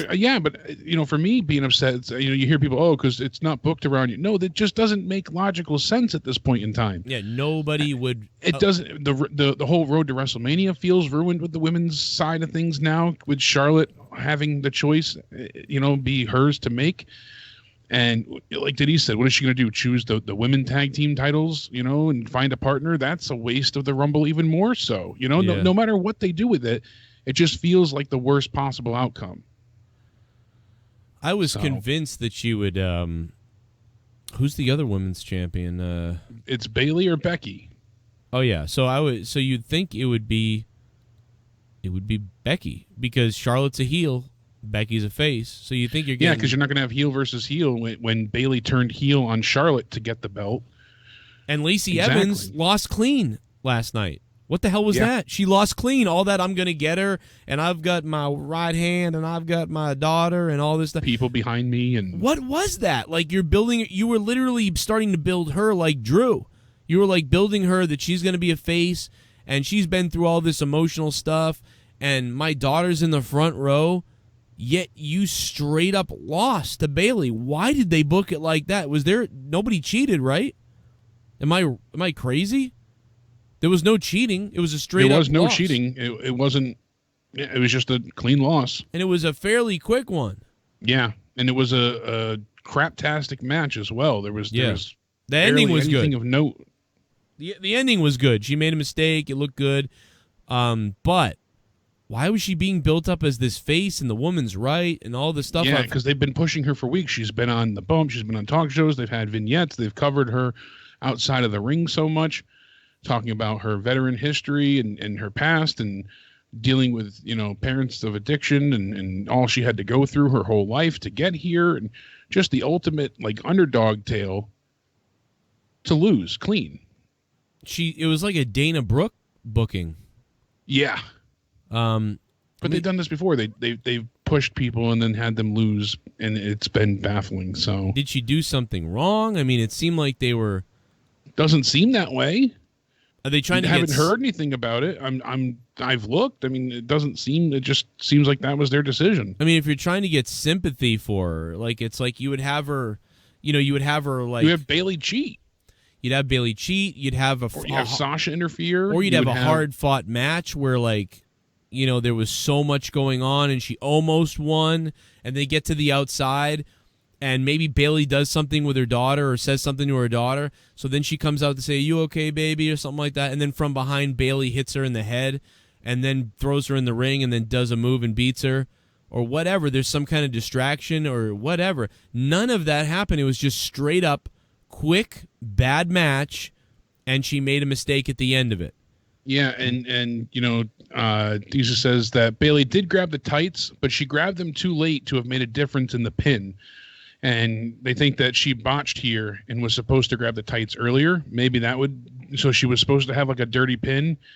A lot of people have said it in the chat so far. Bayley botched the dirty pin. So okay, and yeah, so she was supposed to, because it looked like she grabbed him at the end, but it was like after the pinfall, so it just didn't register to me that would be what they're going for. But so if Bayley did mess it up, then you fucked up even worse by beating her clean when you were supposed to have a heel pin to finish the match. And did the commentators mention it? I don't recall. I was writing notes at that point. I don't remember if they did or didn't. I don't want to say either which way and be off. I'm fixing something. I can go ahead and pull that up after the fact, next donations that come through. But I will go back and double check. It was just a very weird ending and odd outcome for her to go ahead and get beat straight up, and it just looked like pure garbage throughout all of it. And the thing is that the DQ finish with Asuka tonight felt the same way that we just saw with Andrade in the match before. Someone from the outside gets involved to escape their partner losing. Zelina Vega saved Andrade, and then we had, Kairi Sane go ahead and save Asuka. And it was one match after the other. You guys did say, Phillips did say grab the tights. Okay, so they did say that Bayley grabbed the tights. But, Lacey has that ass anyways, so. Yeah, they were like, she grabbed the tights and her hand wasn't even on Lacey's tights. See, that was the problem.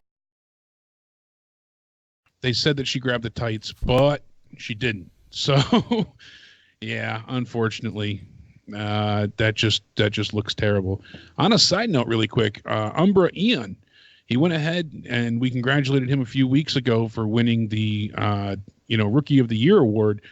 Well, now he went ahead and tweeted us out saying, I was reminded dreams come true. He was in a match yesterday for CHWA, and he won his first title. He won the U.S. title there. So congratulations to you, Richie the Hippie. You can go ahead and congratulate him on Twitter. I had retweeted that out, but that was looks like a cool ending to a match. And as you're learning and, coming up, that's a hell of a victory. So congratulations. Y Society says Bayley versus Lacey, first ever women's title match in Saudi. Lacey wins the title as a reward to taking the pin to Natty at the last show.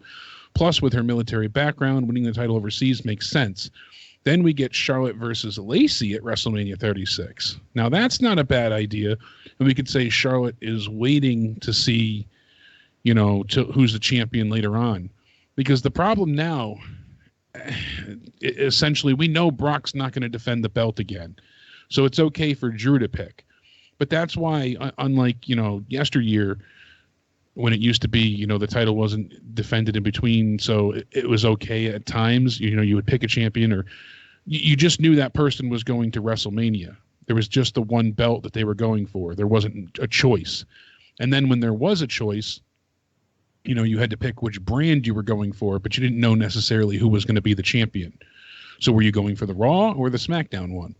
Now you have to pick your opponent, and when doing so, how are you supposed to know that they're still going to be the champion up until that point? So I guess if Charlotte holds out, doesn't go ahead and pick an opponent yet, and she waits till after Elimination Chamber to see who's actually going to be the champion at Mania, that's a better way to go with it. So I can see that working. Jacob says Santina versus Nyla Rose. There we go. Get Santina back in the ring. Then we had the Street Profits after this match backstage.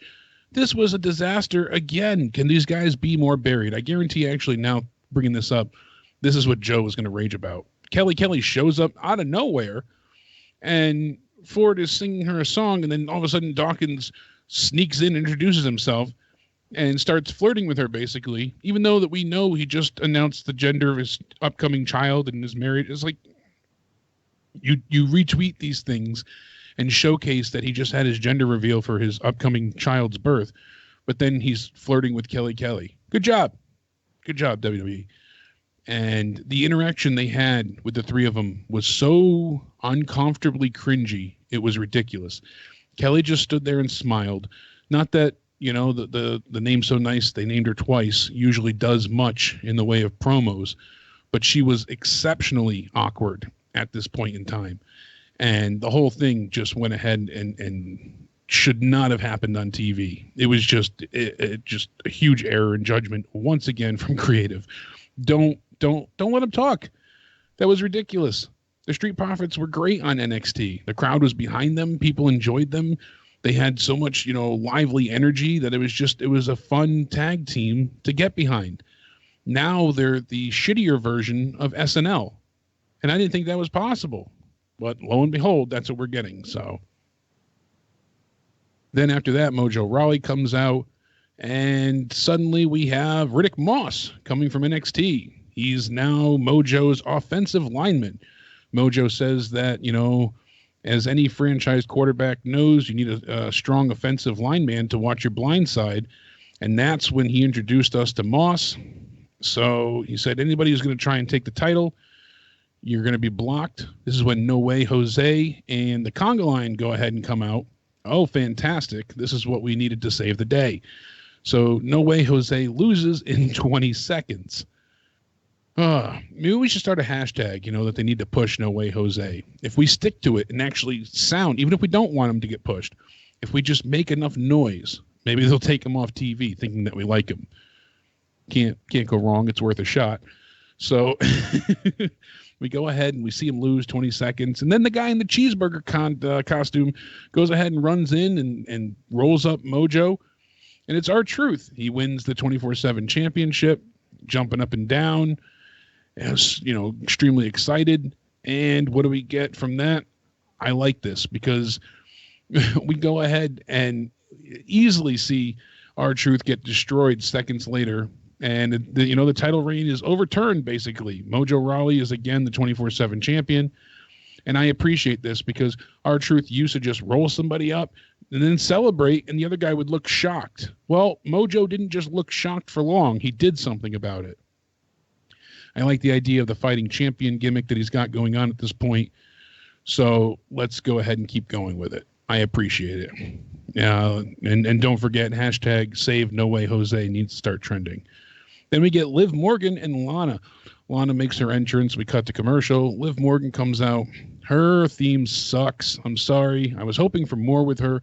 When we were getting this repackaged idea, I didn't know that they were just going to give her a generic theme, make her blonde, and take away her colored tongue. They didn't do anything to change her personality, her look, in the sense of something different, that not be so generic. She looks like, somewhat of Lana's twin in a way, you could see such a resemblance. It's just another blonde. We have enough of those. Give her some something to make a difference. Give her something to go ahead and make her feel different, something special. We don't get that. And unfortunately, for these two to go at it in this point in the card for the night, it was bad placement. This should have happened long before we ever got to see Asuka take on Charlotte Flair, because those two had a 14-minute match. Whether you love or hate Charlotte or Asuka, for personality-wise, heel, face, whatever it is, they put on a hell of a match. It was a really good back and forth. A lot of submission holds, a lot of close calls, and they told a good story of Charlotte constantly trying to get one over on Asuka, trying to build up to her locking in, the figure 8 and figure 4 and Bridget, but Asuka had an answer for just about everything. She knew how to counter pretty much every offensive maneuver that Charlotte was presenting. Fast forward a half an hour, we get to Liv Morgan and Lana, and they're just pulling each other's hair and having a slap fight. It's like we're back with the Divas all over again. So we go from women having an outright match, a real wrestling match, a true competition, to this nonsense of them just, having a drunken brawl, it looked like. This is what you would see outside of a shitty $10 cover club, in the city. 3 a.m, you'd see two girls outside pulling each other's hair. That actually would probably be more intense and, anger-filled than what we saw from these two. So you figure Liv Morgan is supposed to have all this rage. She had such love for Lana. Lana broke her heart. So there was no passion. There was no rage. There was no anger. There was nothing. There was no emotion conveyed whatsoever. Lana got a chance to kick Morgan in the head, covered her quickly, and then Lana gives her just one suplex, starts showboating that she's the best, and then Liv gets a double stomp, and you see a quick flatliner from the ropes, and that's it. That was the whole thing. Not even 3 minutes. So this woman has tormented you for weeks now. You two have been at it nonstop for the better part of 2 months. The wedding angle and everything, or over a month, I should say, since New Year's Eve, or the day before New Year's Eve. And, we see these two constantly bickering, fighting. We finally get a chance that Rusev and Bobby Lashley were not going to get involved. So we get to get a clean finish here, and they give us just pure shit. What a letdown. I mean, Liv Morgan should have had, destroyed Lana. She should have just completely decimated her. Right. And that wasn't the case at all. So what a letdown. What a disaster. All of this build for weeks for these two to get their hands on each other in an official capacity, and that's what we got. You just nailed it, man. Liv Morgan had a personality. She had did. something. They stripped that it away stuck from out. her. Now she's just generic blonde sex. I mean, she's hot, but obviously she's good looking, but no we know she can personality. wrestle well. And Lana can't compete in the ring, so it's like, going up against a wet sponge. You're not going to get anything done. I get that, but they could have rehearsed and set up a better sequence of just Liv attacking Lana and then, putting her through the ringer with, different maneuvers time and time again. It would have worked better than just this clusterfuck. But also, going back, the thing that made me the angriest about tonight's show was what you talked about a minute ago. Of course, I walked out of the room. The Street Profits. Yeah. Dude. As soon as I forgot before, as soon as I brought it up, I said, this is what made Joe angry. Dude, these guys, and listen, this isn't me saying this exactly.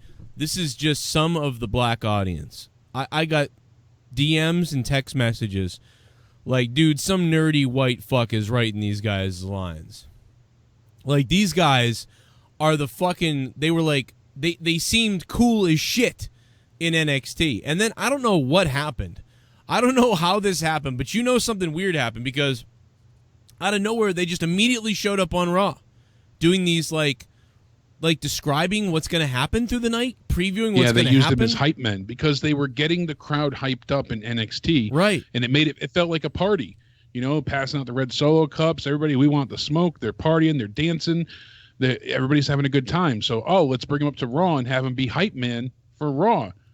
But the problem is you scripted them, which they clearly can't work with. And the people that are scripting them are nerdy white guys that have never seen a vagina. That's what it is. That's what it is. It's got to be. Who the fuck says the things that they're saying? Oh, you guys will be like the Saturday Night Update. See, and that part isn't even that bad. What was bad was what we saw tonight. What the fuck was that? Like, I don't even remember what they did, but it was super cringe. How are these two black dudes who in NXT were the hippest shit, and you were like, yo, give me a Solo cup, let's go. Now they're on Raw, and you're like, you guys are gay. Like, I mean, what the fuck? People are saying that. Off, they have Dawkins, you know, trying to act like he's sly and cool, but he's flirting with her. But a week ago, you're tweeting out the fact of the gender reveal for his child. So you know he's married. You know, it's like, pick one. You know, you can't go ahead and celebrate new life and, you know, showcase that, oh, look, he's got a baby on the way, and then have him try and look like, you know, the ultimate stud who's going to cheat on his wife. Yeah. I know that's not even like the biggest deal of it all, but that's just like, to me, you're like, these are supposed to be the good guys. Not, there's so much to it. There's so many layers here. And then they're saying the dumbest, corniest things. I'm the Dark Knight. Oh my God, that's what it Darth was. Vader. I'm Dark Vader, and then she's like, "Did you call yourself Dark Vader?" Did you just say? That's one of those, instead of pussy past the 9, that's hood past the 9. You know, they are not allowed back in the city ever at that point. You know, it's like, what the fuck? Why have them say these cringy, stupid, ignorant lines? It's baffling. It's so unnecessary. We know they have charisma. We know they can speak for themselves. The promos they cut in NXT was on them. They had promo classes so that they could, you know, freely learn how to speak. Are they allowed to drink? Are they allowed to drink those Solo cups on the air, you think? They did in NXT. So, like, why not cut some kind of cool promo about what's going on, maybe, or whatever, I don't know, anything, and then just be like, yo, Kelly, what's up? Oh, my God, like, you came back last night. That was sick. Have a drink with us. And she's like, all right, yeah, like, and then they say some kind of catchphrase that they do, whoa, and then they fucking have a drink or something, like, all right, cool, like, whatever. That's it. I mean, I don't know, like, but you can act hyped about parts of the show and be excited that Edge is back. That's fine. But they make them sound like a corporate fax machine that's just spewing out information. I'm trying to find We're 70 days away from WrestleMania. Right. Because you know that. Everybody's walking around knowing it's exactly 70 days. You know, like things like that. It's not what you would say in day-to-day conversation.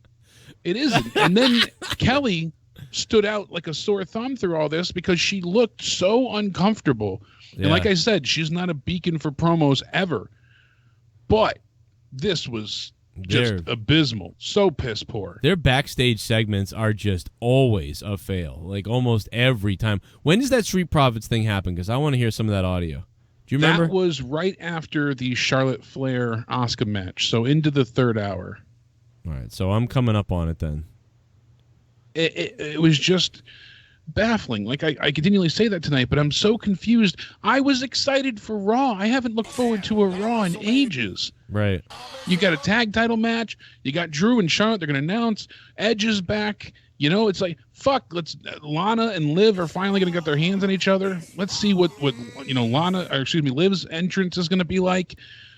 let's do this. Let's make a good. No, because you have to either shoot yourselves in the foot and overthink certain things, or you script things into hell. Let's listen to it. I got a clip of it here. Let's see. Oh, here we go. Let's relive this nightmare. Monday Night Raw has been popping off and so spur of the moment, like Coach Popovich.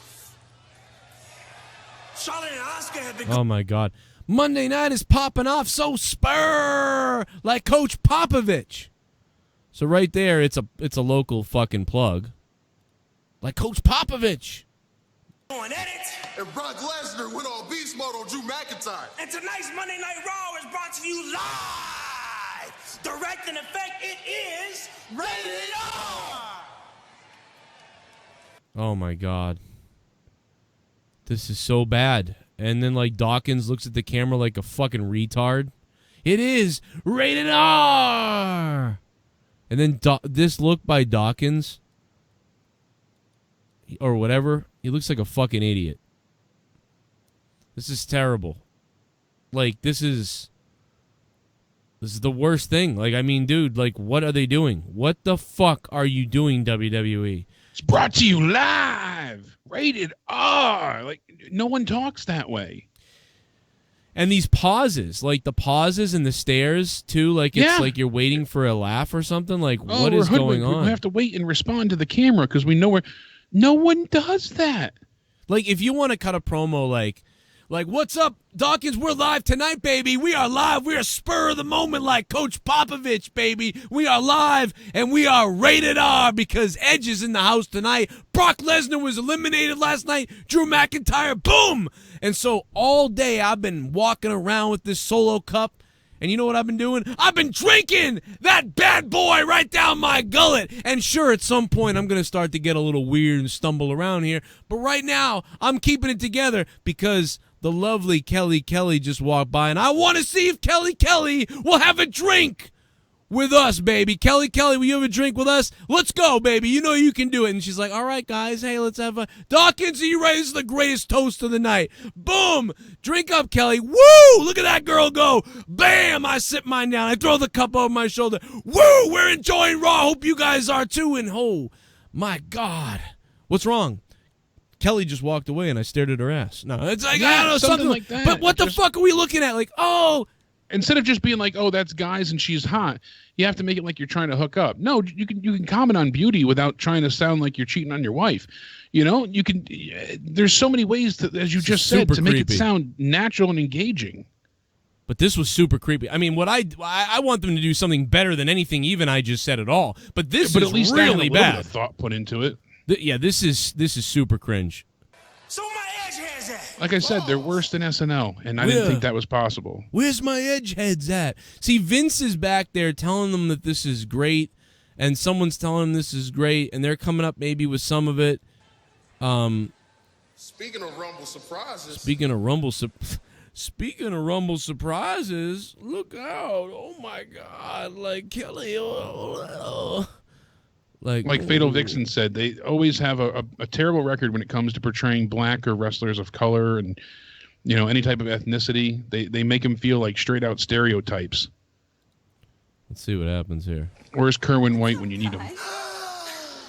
What's up, guys?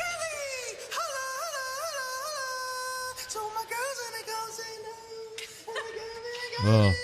I'm Montez. I'm Angelo Dawkins. I know who you are. AKA the dog. I'm trying to figure out like when this is gonna get even more cringy. Darth Vader. Did you just call yourself Doc Vader? And it's like, then he smiles like that's a good thing. I mean, I get the comedy, but it's really, really childish.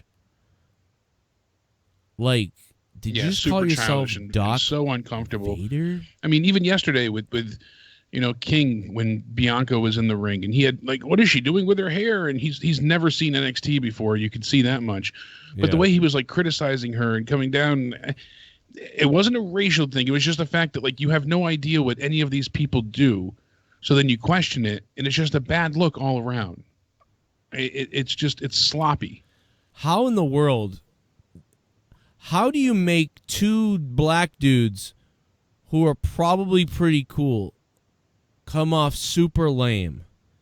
And by making them say that their name is Dark Vader. But they knew that was weird because they had the joke of it being weird. So, but they made them look dumb. They made Kelly seem normal because she was like, "Hey guys, yeah, I know who you are." Oh, good, she knows who they are. Did you just call yourself Dark Vader? Like no, like it's just so fucking retarded. Like, I mean, they are literally WWE. You are fucking retards when it comes to this. Like, you are really stupid. Who is doing these backstage segments? Who's writing this? Who is allowing this? Who is passing this? They go over these things earlier on. They do them like several times, and they try, whether they record it or they do it live, whatever the case, they go over it a bunch. This is what you came up with, and when you do that, it's terrible. It's very bad. The backstage interviews are garbage. The backstage segments, for the most part, are garbage. I'm just shocked, man. And it's weird because, like, they seem to get it with some things, like Drew. Okay, they figured out Drew is the guy, and let's push him. So that you're like, wow, they got it. Okay. And then he won the Rumble. That's amazing. But they still don't get it when it comes to these backstage segments, and they just love to, bury the Street Profits? I mean, seems that way. And this is the type of thing that, like, back in the day, and back in the day, I don't mean back in the day, but I mean back a few years ago that Road Dogg would defend all the time with us. He'd be like, they're on TV, bro. They're like the stars. They have like a major segment. Yeah, great. They have a major segment. They're stars on TV, I guess. But guess what? Most people watching think it's fucking terrible. Wouldn't you rather if everybody almost loved it? Wouldn't it be better if almost everybody thought the segment was great instead of most people being like, that was lame? Wouldn't that be better? Why is it okay? Would be, but and I just don't get it, man. I'm trying to. Is there something else? Let me just listen a second more. Let me see what else happens. You call yourself Dark Vader? Yup. Okay. Okay, cool. You're Dark Vader. Yeah. You two are so cute. Wow. But we are just less than 70 days away. I mean, that was kind of funny when he was like, "You two are so cute." But anyway, and he just snapped back into the promo. I mean, that was kind of funny because he's funny as it is. Yeah, but that's the thing, because they have that charisma. They have that ability to improv. Yeah. But anyway, let's get back into the scripted shit and shed any bit of creativity that we can, convey. So, dunzo. That's what that is. Oh my God, that was so bad, man. I mean, like, you have the ability to make these two guys stars with their 1 minute and 40 seconds of airtime. You have the ability to make these guys stars, to make them a meme, to make the stuff they say trend, and that is what you do with them. You literally have the ability to set social media on fire with that segment. All the other stuff, you can leave it to everybody else. But if you had one person in charge of the bottom line with the Street Profits is we want them to get over, excite people, promote the show tonight, and make it trend and make it memorable. I got you. Let's go. Let's do this. We got to get all this information that Vince or whoever wants relayed for you to say, giving exposition to the night about what's happening. But at the same time, then we need something in there that's going to trend on social media and make something cool and make it stand out. And then make also people want to be like you guys and want to listen to you guys and want more from you guys. And instead, all you do is you waste these guys on the exposition part. It's kind of like if I come out on my wrestling show right now and I go live and I barely tell you guys about wrestling and I barely talk about wrestling and all I do is go, "Hey, have you seen my Patreon, guys? Hey, you guys gotta check out my Patreon because that is where it's at, and donate down below, man." And I just kept plugging that throughout the whole thing 900 times, and 90% of my show was me just plugging my money and my Patreon and all these other things. It's like, nah, dude, you need to deliver 90% content, opinion, rants, and facts, and entertain these people, because then the 10% of the time that you do promote Patreon and you do promote these other things, people are going to listen, and people might even do it because they care about what you're doing. So exactly, it becomes acceptable at that point. And they're doing the opposite. They're coming out there acting like goofs, saying a bunch of promotion shit, and no one gives a fuck because it's lame as shit. But if it was The Rock and he was promoting something, you'd be like, fuck yeah, let's go. Because The Rock says if you don't watch tonight because you know the 24/7 title's on the line, The Rock says if you don't watch the 24/7 title match later tonight, then The Rock is going to find out where you live and I'm going to stick my boot straight up your kidney ass. And then The Rock is going to go down to the mailman. That's right, The Rock is going to go to your mailman. And The Rock is going to take all the mail that has your name and your address on it, and The Rock is going to rip it open. He's going to read your mail, find out you're a jackass who owns about $100,000 to the government, and he's going to relick the letter, and then he's going to jam it up your son of a bitch ass, and you'd be like, holy fucking, what the fuck? The Rock's talking about the mailman and all this shit, what the fuck? Anyway, the 24/7 title's coming up next, you jackass, so don't go anywhere. Now tweet this out to everybody on social media so they can know what a dumb son of a bitch you are. If you're some mail with The Rock, and you're like, holy shit, the mailman, and licking the stamps and stuffing it up your ass, and all the 24/7 titles coming up next. Did you see The Rock tonight talk about the mailman? Like, but what the fuck are these guys doing? Stamps.com, you know? The Rock says go to stamps.com. They won't take your money. The Rock says they'll save your money, and The Rock will beat your mailman up for you. The Rock will come to your house. If you use stamps.com, The Rock will come to your house, and I'll beat the damn mailman up in front of your kids. I mean, that type Easy of on the shit. free plug there. I'm sorry, yeah. Actually, don't use them. They're horrible. Yeah. Unless you have a shitload to mail. And then they might save your money, maybe. But from my experience, it didn't work out too well. Anyway, what else we got next? I'm sorry, I derailed this I'm whole still hung shit. up on them stripping Liv Morgan of any decency or creativity that she had beforehand. She had this pretty cool character that at least looked unique. The pink hair, the blue tongue. Right. She was kind of like this wild out rocker chick that seemed interesting, and she had a voice. And it wasn't used often, but I remember her standing up for the time where she spoke against Charlotte. Yeah. And had they gone with that, it would have made, for a much more interesting angle here. But you've portrayed her as a scorned lesbian who was pretty much satisfied with a pinfall. Because that's what it comes down to. She didn't continue to attack her to the point where they had to be separated. Like, oh, that victory was enough. But if she really broke your heart, anybody knows that you've been in a bad breakup or been cheated on. You want that person to die. You want them to suffer, and you're going to stop. You'd move heaven and hell to see them get theirs in the end.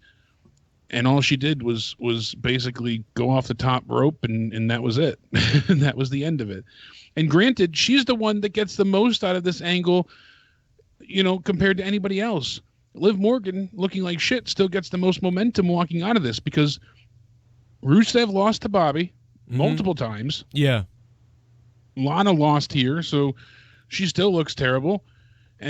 No one and Rusev, losing, that's bad, as we said. But even though Bobby won, he's still with Lana, so that doesn't look good. Like the only one who kind of gained any type of momentum or positive, outlook with this is Liv, and it still looks like shit. What are you doing? Right. Why? Right. You know what? And then somebody had a great idea in the chat. They just said Street Profits playing beer pong with Kelly Kelly. See, that's what I'm saying. Why aren't the Street Pots? Why aren't the Street Profits playing beer pong with Kelly Kelly? And even funnier, maybe they could be playing against another team, and then somebody flips the table over. I mean, just something. Anything but what they did was dumb. They're setting up, to go ahead and play, and they're setting up all the cups, pouring their drinks, and that's when Kelly Kelly walks over, and they're like, "Oh, we were just warming up against each other," and then they can make the comment at the end, be like, "Oh, we should have made it, strip beer pong or something like that." You can hint at it. Or Kelly Kelly will give him a kiss if they beat her or something. Something, but that's a far cry of the bullshit we received. So, again, everyone that said shit sandwich, they're right.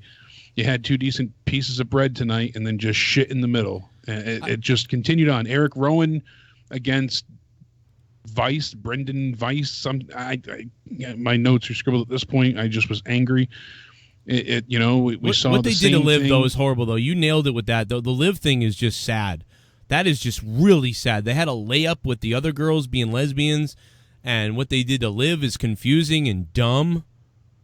Like, I know we got to move on from that, but I just can't believe. And then they did give us an overrun. We talked about the Edge thing before. It looked great with Randy not sure if he should, continue the beatdown. He's hemming and hawing, and he plays psycho so well. He really, he sells that like no other. And then with Edge selling the injury, holding onto his neck, I'm actually, tensed up and in peril. I'm like, oh God, don't hurt him. And then I just saw a few minutes ago, Adam Ant sent it to us first. WWE tweets out the aftermath of Randy Orton's shocking attack.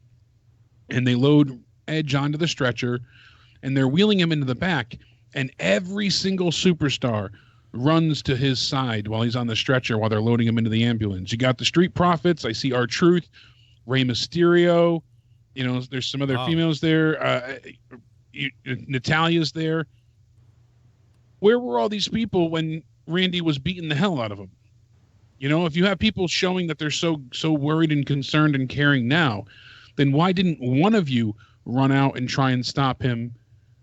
That's what I hate. They shouldn't have shown that to me. I know that's a severe nitpick because I really like the ending. I'm just saying, don't show that. don't even tweet it out. Just be done with it. But I do like what they did here. They made Randy look totally sadistic. They flipped him heel. Now we'll get a great match with a very interesting story. And I hope they don't make it too convoluted and messed up by the time we get to WrestleMania. Imagine how more impactful if some of the people did run out and Randy had been like, people were kind of pushing him and like shoving him, like, what the fuck? And he like was like making a snarly face and turning red, and people were kind of shoving him back, and he was staring at Edge and staring over them, almost yelling at stuff, like, and looking at Edge and like things like that. And then they had that shot. It would have been way more emotional. But it was it was well done though. But it was that would have been. It was very well done. Thing. So I don't want to shit all over it and sound like I'm being hypercritical. Yeah, it was good. But don't show people being concerned in the back when now we go ahead and we see that, oh, people do care. Not one person wanted to come out and save Edge. Why? Because John Cena's not there. No one else can step up to the plate against. Usually, you get all the referees and the medical team to run in and be like, "Don't do it." You had somebody say it at the very end when he grabbed the two chairs, but it was over by the timekeeper. That was it. Right. I would feel like someone would try and stop that. You know who would have been great to see, but they have to be careful with this. Granted, but someone like a Road Dogg or a Triple H, someone that is in the back, that you're not really supposed to see. Sean, somebody. NXT, but Dog ain't there, like but that. You're dogging it, but you got to be careful. Even with the aftermath of after he took everybody out, they could run out and be like, Randy, you're done. Really sell it. But I loved it, so I'm good on them. They made it impactful. They made you feel for Edge. Edge moaning in pain was heartbreaking. That was good, man. They really that was done really well. I'm shocked how good it was. That was really, and it's too bad because that was such a good segment, and Drew McIntyre's thing earlier was pretty good, and just again, like the rest of Raw was just so lost compared to that. Yeah. And again, it's like, I feel bad giving Raw in a way a lower score because of how great those two moments were. But realistically, those are each worth out of 10, twos, and the rest of Raw was close to a 0, for Christ's sakes. It was boring and dreadful and totally not worth watching at all. This is definitely a YouTube night, where you see the intro and the outro and as a YouTube clip. This isn't even worth fast forwarding through the middle of. Just those two segments and you're done. Yeah, and you'll get them in full on YouTube. So sometimes you're like with Raw, all right, well, you fast forward through one segment, but you can watch this, you can watch that. So at least it's okay and worth tuning on or watching live or going through your DVR. There wasn't even that. There was nothing worthwhile from past the intro to the outro. Yeah, I agree. I didn't like it. I liked those two segments, and that's it. So I'm still giving it, like, the overall Raw 4 out of 10, but maybe a 5. But like, overall, again, two wonderful or decent Drew segment, wonderful ending, and everything else was just run-of-the-mill boring to me, 3 out of 10 stuff. And so I guess that drags it into a 5 or 4 or something like that. 4.5 is where I'm looking, and there's just so many puzzling questions. You see people saying like, this is why I watch wrestling, watching Edge return last night. Mm-hmm. And they did a good job of baiting you to stay to the end all night. So I'm curious to see how the ratings turn out, because everyone obviously wanted to see him come back out. And I like how they showed highlights through his career throughout the night, and they really made it, it had a full crescendo moment. They built up to it nicely. There was that big swell. But I hope people didn't tune out because of the rest of the garbage. I hope people didn't miss it because of everything else that happened. There's a report from Wrestling Inc. about Shayna Baszler versus Becky Lynch planned for WrestleMania 36. That's according that's what we were speaking of before. Yeah, according to Meltzer. I mean, we talked about... And that's why I said, why not have Baszler win the Rumble then? Because Charlotte does not need the Rumble. If you're going to have Becky take on Baszler, then why not just have her win the Rumble to get there? That would have been a huge victory for Baszler. That would have cemented her in a main roster role. And it makes sense for her to choose Becky. It all fits. It's Ronda's, 4-horsewoman friend and, unfinished business. And bam, done. Perfect. Get on it. Let me roll back to the donations but real quick, also the Briscoes re-signed with ROH, but that's no surprise. Once again, the Briscoes re-signed. In fact, they probably re-signed and probably got one of their best paychecks ever. So, but yeah, Briscoes back with ROH again. Super Chat Party. The real YT, what's up? Lula said Monday Night Messiah over 50 million times. The he was Monday killing me. Night Every sentence he stuttered. Messiah. The real YT, thanks, man. I gotta believe that that's partly because Vince is back there like, hit the Monday Night Messiah, Monday Night Messiah. He's probably back there saying it over and over again. He probably loves the fuck out of it. Probably. Oh, yeah, you can tell once that came to be, because they said it once, the next week there was already a shirt made. They jumped on that. So, right. And I like it. It's awesome, actually, to me, but it's like, they're going to kill it to death, so here it comes. Yeah. That's the problem. What is this? Somebody sent me something about Joey Janela? Yeah, he slipped on his way to the ring. It's hilarious. Oh, my God, he really slipped. It looked like gravity took him away. Here we go, about to get it, man. What up, Joey? Here we go, about to get it, man. Here we go. Here we go. Here we go. Oh, no. If I have to choose the best sell of 2020 for right now, it's Edge. Yeah, you know what? The best sell of the year? Yeah, I'd have to go. That was some of the most convincing, amazing shit from him. I mean, that was one of the best segments. That's the best, probably the best segment of the year, unless I can think of something else. No, that's probably the best so far. I mean, Right. We've only gotten a few Raws, so. Yeah, it was one of the best segments. John Wills, thank you, John Wills, for the $5 super chat party. And we've got a lot more that I was laxing on the donations here, so they're going to be coming in here, so I'll let them roll. I can't wait to see what you guys are saying about Raw. Super chat.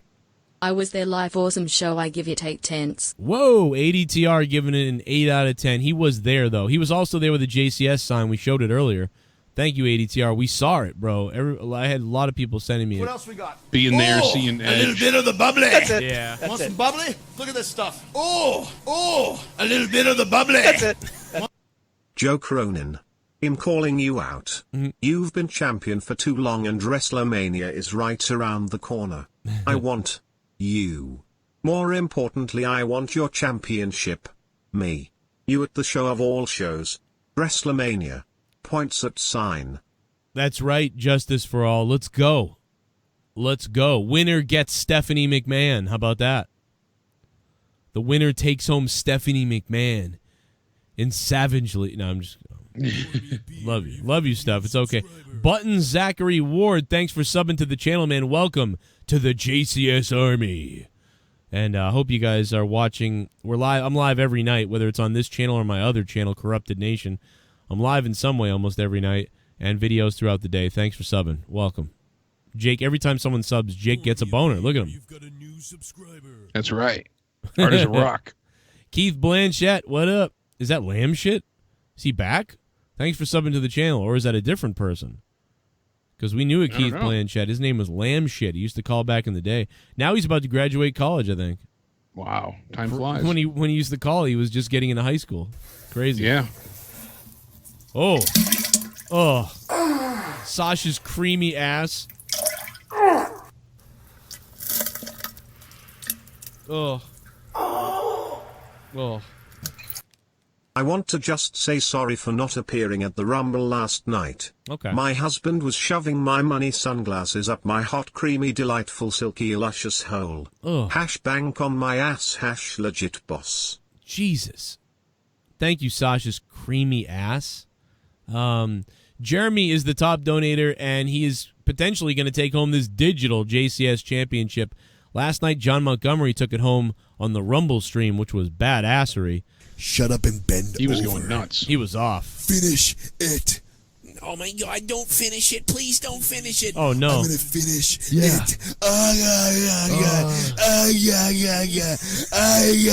Gurgle, gurgle, gurgle, gurgle, gurgle. Oh yeah, right back. Did anyone see the exclusive video of Edge being carried out on stretcher? Great stuff of him saying him scared Ray when Rey Mysterio was there. Whoa. Kurt Hawkins and Zack Ryder were there too. Very nice touch from WWE. I saw Also, it. Asuka Ass and Varg looked tasty tonight. Asuka's sweet, juicy sushi. Man, there's a lot of weird, like, women innuendos going on. Like, bizarre. Asuka's sweet, juicy. Gritty! Where's that kid punching again? Why don't you go punch a kid again, you cunt?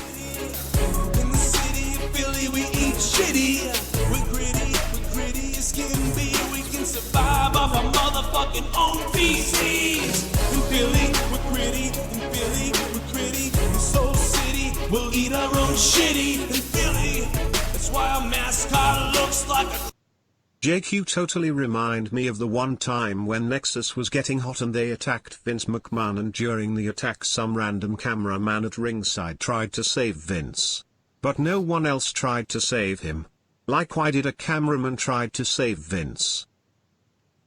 Why did a cameraman try to save Vince during the NXT invasion, Little Dick Danny? What is he saying? With the Nexus. Nexus? I don't even know what he's talking about here. Nexus was attacking Vince, and the random camera guy tried to help. They wanted to make like Nexus would attack anybody. I vaguely remember this. They were trying to make them because they already destroyed the ring and shit. Right, You know, right. Recently around that time. I must have. I mean, I've almost seen all wrestling and everything since fucking 1987, and I don't remember that. So there's things I forget all the time, Christ, but yeah, but I don't remember that. You know, at least they tried to have somebody, and they're like, oh, we'll. They were beating up referees and announcers, and strangling Justin Roberts. They were all about attacking everybody. I remember like Daniel Bryan choking him with the tie and then getting fired, and then coming back on the other team. And then people Team like Cena. Oh yeah, people like wrote letters to the WWE and like flipped out. People Ridiculous.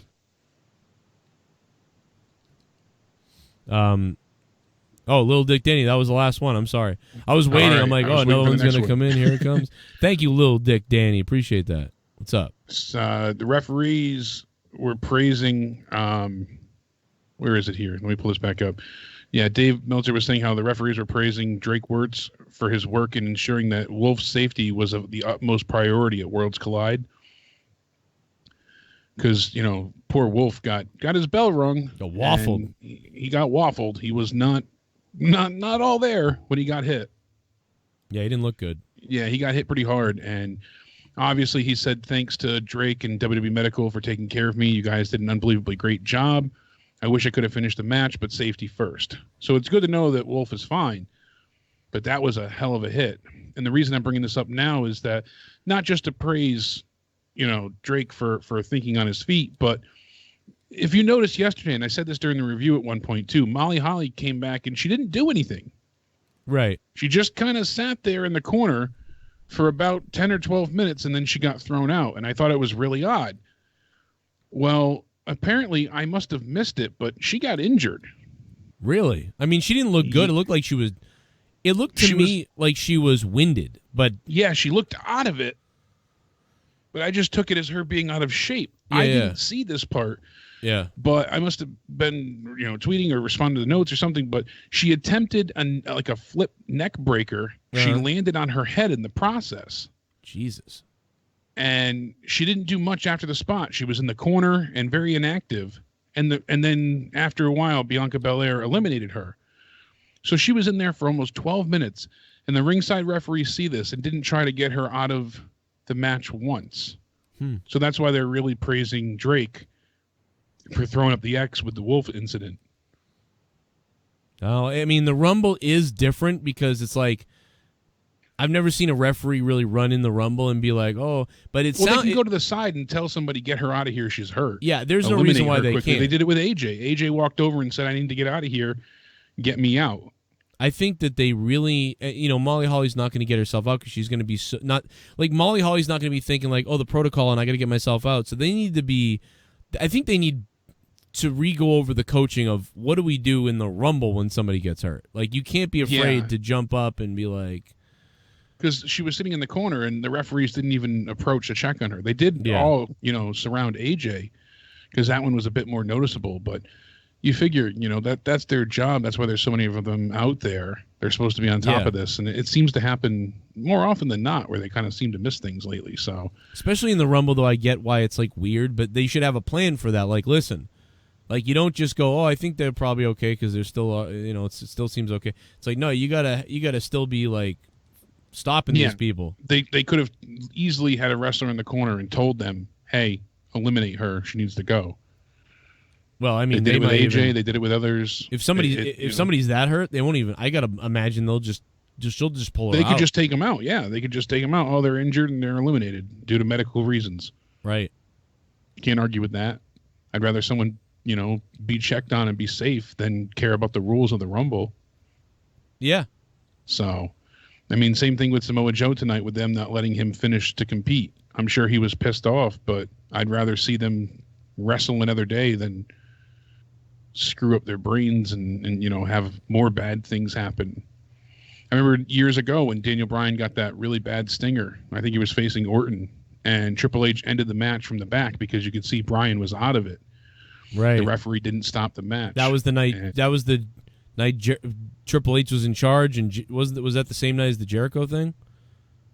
Was that maybe. That was different? Maybe, I don't know, but it was like Vince wasn't there and Triple H was running the deal. Mm-hmm.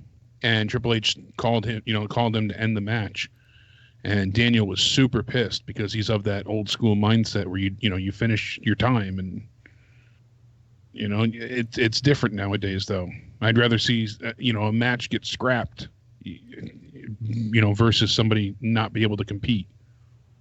And thankfully, due to advanced medical techniques and science ever changing, we got Daniel Bryan back. We have Edge back, but it's not a fix-all, so you have to be careful, to say the least. Yeah. So I mean, I guess that I've got nothing else to say about Raw. We're gonna take calls in a few minutes here, and I guess I'll let Jake get the hell out of here and go to sleep for once. Is there anything else you wanted to talk about or cover? Paul Heyman was the one to change, apparently, the winner of the Royal Rumble match. He exclaimed to Vince and basically used his creative leeway for this to happen. Drew McIntyre said in an interview, I have it here somewhere, that he went ahead and said, I didn't know anything yesterday. I learned through my experience to just go with the flow. I got the information very late. And when you get information, you take it and you perform it to the best of your ability. That's why I always say sports entertainers, wrestlers don't get the credit we deserve. So great quote from him. But yeah, he went ahead and he found out very late in the day that he was going to go ahead and, in fact, win the Rumble. And it says here that Dave Meltzer was reporting that the original plan had changed, and it changed very late. And they went, and ended up going with Drew McIntyre. So he said, obviously, this is a Paul Heyman decision that was made. And it also leads to that, we'll presume Bray Wyatt and Roman Reigns is the other main event, which we can still get without Roman winning the Rumble. And he said it was one of those things where Heyman got on the main event and everything for that main event changed. So he said he must have talked to Vince McMahon. We got to make the event as strong as we can, and it's WrestleMania.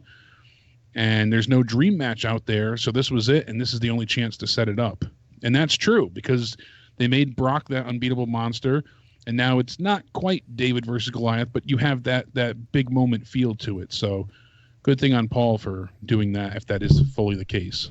Yeah, I think it's a pretty good deal because, some people who like The Fiend now can cheer for The Fiend, and the fans who are, the women or kids or some of the people that like Roman can cheer for Roman. So that'll be a big meeting there, I guess. And it'll be a big meeting, but it's not a dream match, but it's still enough to get butts and seats. Right. So it dual fold, it does work, but this, seeing someone finally vanquish Lesnar that feels like an equal, this is a big encounter. And remember now, Brock Lesnar has put over Reigns and put over Seth. He's already used it on the two new guys. So is he going to now do it for a third guy? Because that's what this will be now. He could retain. We could see McIntyre lose. Wow. And for anyone saying that, no, that's not going to happen. I mean, we saw Asuka and Nakamura lose in the same year. I mean, Rumble winners are not guaranteed victors. So what happens if Drew McIntyre loses to Lesnar, though? Oh, my God. Also, late change is what changed the entrance in the Rumble. So people like Kane, he said it was this is still Meltzer talking. He said, it was so weird because the Big Red Machine was backstage, so was Undertaker and Big Show at the Rumble yesterday. Yeah. Why? And he said, as reported earlier, WWE made many changes to the match to reach the end goal of crowning Drew McIntyre as the winner. And all the changes, thankfully, didn't affect the quality of the match and the story that was told. And he felt that it was one of the best we've seen in years. And I agree. And he felt like those legends didn't fit to the story that they were going to try and tell. Right. I don't think they would want Big Show, maybe, but it seems like they didn't want Kane and Undertaker getting taken out by Lesnar. No, especially with Undertaker and Lesnar having such history. And where else in that match would you have put Lesnar? Like, who would have, put Undertaker? Because whoever eliminates him, they don't want to be like, oh, that's their WrestleMania match, when they might not even use Undertaker for WrestleMania. So that was smart that they didn't include him if they don't have future plans with Undertaker. Exactly, yeah. So I'm more thankful that didn't happen. And I guess they still want to go with Kane and The Fiend at the Saudi show, so they can still get there without having him be involved in the Rumble. That's okay. I mean, whatever, yeah. And then Cain Velasquez did say he was in the Rumble. Same thing with Tucker, Otis, Buddy Murphy, Rusev, and Bobby Lashley. Now, they announced that Rusev and Bobby Lashley got into an altercation before the match and were removed from the Rumble. But they never said anything about Tucker and Otis, Buddy Murphy, or Kane not being involved. So, yeah, they just totally changed a whole bunch of shit. I think that's funny. Yeah, we thought that and might especially happen. when they were so adamant about announcing, like, who's here, who's there, we have 26 entrants, 27 entrants, and keep changing things. So I'm going to hit well, never mind. I'm not going to do that. I was going to hit a button, but I'm going to do it afterwards. All right. Well, I will allow people to call into the show on Skype. Thank you, everybody. I will see you Wednesday for the AEW review. And as always, stay sexy. I will catch you then. Joe, baby, kisses. I'll talk to you tomorrow. You, man. Hit up Jake on Twitter at CountdownEnded and check out his Countdown Ended. And check out his viral tweet. It's going nuts. 70,000 views or something like that. It's crazy. Crazy. All right. Phone lines are going to go open. Thank you, Jake.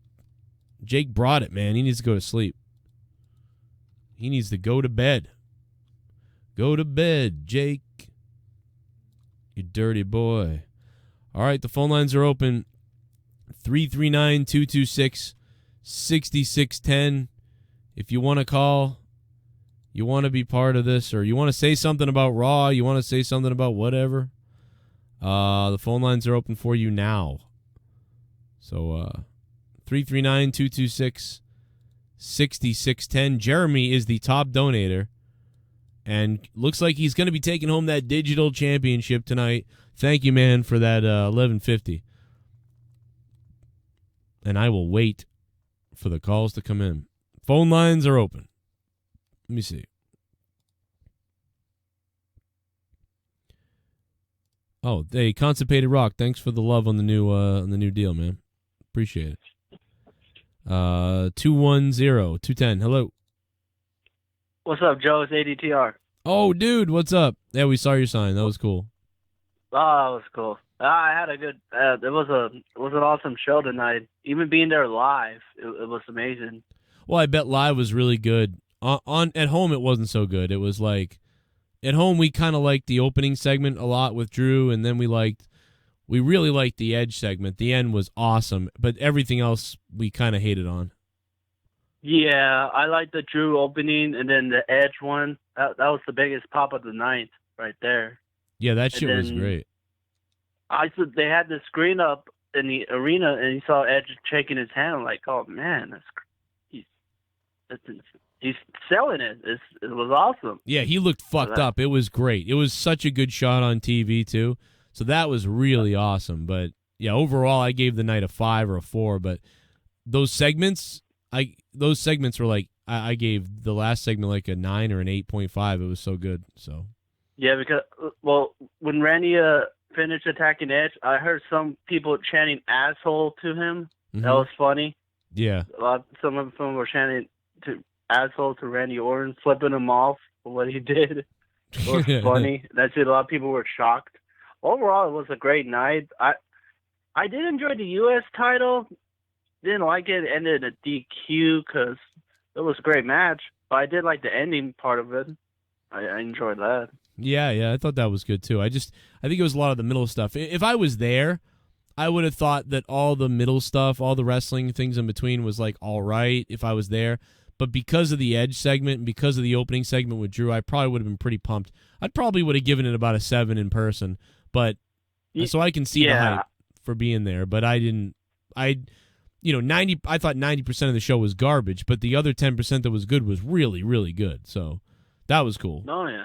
But I did enjoy the night. I'm gonna head out. Just want to call and get my opinion on it. Thanks for bringing the sign. Have a great show, man. Thanks for bringing the sign, man. Everybody, a lot of people saw it, so it was pretty freaking cool to see it again. Yeah, thanks. I appreciate it. You guys have a great night. ADTR, baby, a legend. He's a legend here. ADTR. Thanks, ADTR. He's a fucking legend on this show. Well-known, goddamn legend. If you guys haven't subscribed, please hit that sub button down below so you don't miss the videos that we do almost every day. Come on. You don't want to miss them. 603, I lost you. My bad. 718, though. What's up, 718? Hey, Joe. Yo, what's up? This is 6, man. Oh, 6. Shit, dude. What's been up, man? Thanks for all the drops. Yo, I'm listening to your show driving. Were you there? I've been listening. Yeah. Can you hear me? Yeah, I can hear you.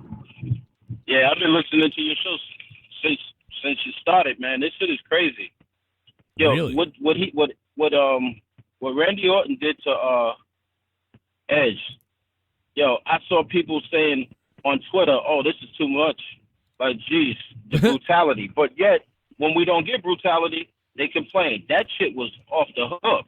Yeah, well, you know what it is? That's the other side of the audience. That's all those new softies out there that don't know any of this shit, you know? No, I'm talking about podcast hosts. Oh, really? It was what? Yeah, it was cringing, man. Man, I'll tell Go you on what. Twitter and look up Kevin Castle, man. He was like, geez. What? Kevin Castle was losing his mind? What the fuck? I'm going to go on Twitter and I'm going to slap him on Twitter later. I'm going to go on Twitter. In fact, fuck that. I'm going to DM him my dick. I'm going to DM Kevin Castle my dick later. You bugging. But there is something I wanted to ask you. Yeah. And it's not about Raw tonight, man. This is about AEW, and I couldn't get a hold of you last week. Okay. You know the Dark Order. They Right. got the High Exaltant, whoever. Yeah. I was thinking if it's not Marty Scurll and it's not Luke Harper, what if they brung in what's those two dudes that just got released from WWE? Connor and Victor, the Ascension. Oh, the Ascension. Wow. Yeah, that's not a bad idea. They're kind of goofy goth like everybody. Yeah, that could be cool. Yeah, that could work out. But I mean, those guys would be the leaders. You know, they're not exactly known unless they have some more serious like mic skills that I'm not aware of. Like maybe if they have some really good serious mic skills that I'm not aware of. The mic skills I got off of them never came off right, but that could be WWE's fault, so I don't know. But I mean, I could see them joining the Dark Order, but I don't think I could see them being the ones that are in charge of the whole thing, you know? what's Marty Skull's deal? Like, what did they offer him that much money that he wouldn't go over there with his friends? Yeah, the deal. Here's the problem: Ring of Honor was embarrassed, and they needed to keep people. They needed to sign people. There's all these names on the independent circuit that are worth a little bit of money, and they lost almost everybody, and they can't compete.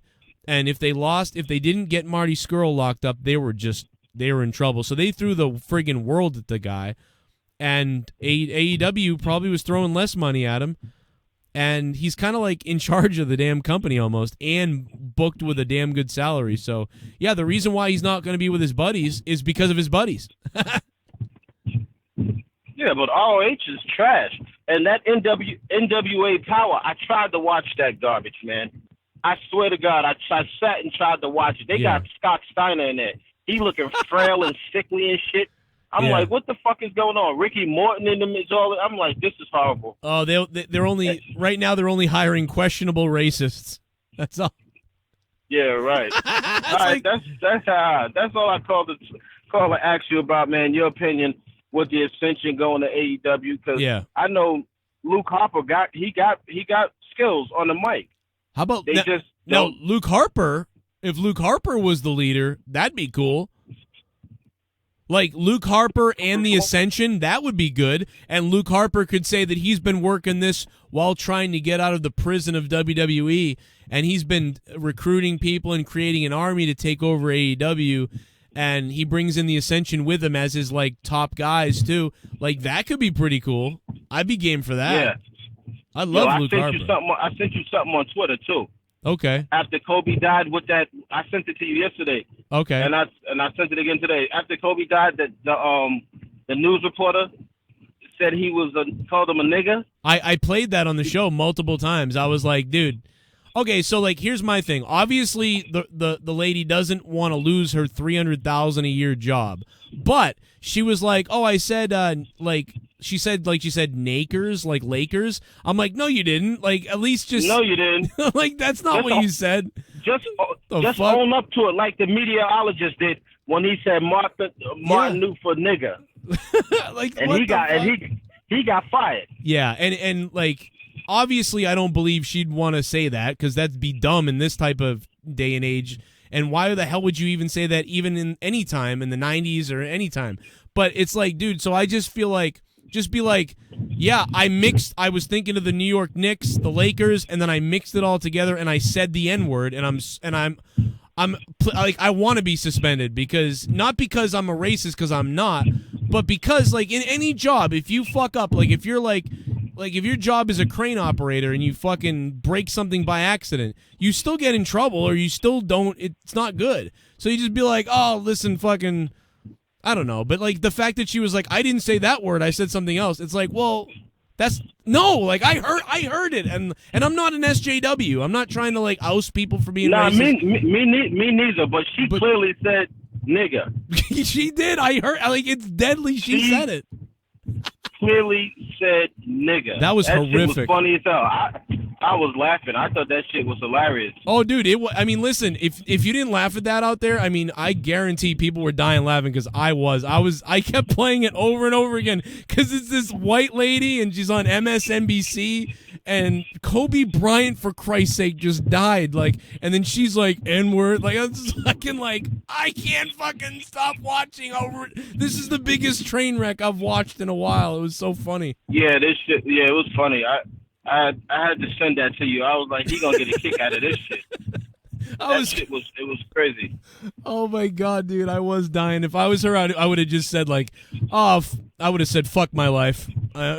Yo, I can imagine what her coworkers said. Looked at her, the look on their faces when she said that shit. They was probably like, what the fuck did you just say, stupid? What's going on? Like, it couldn't have been any worse. Like, it just... Yo, my God. All right, man, I'm going to let you get to the other callers. All right, man. And you have a great night, man. All right, thanks, man. Thanks a lot.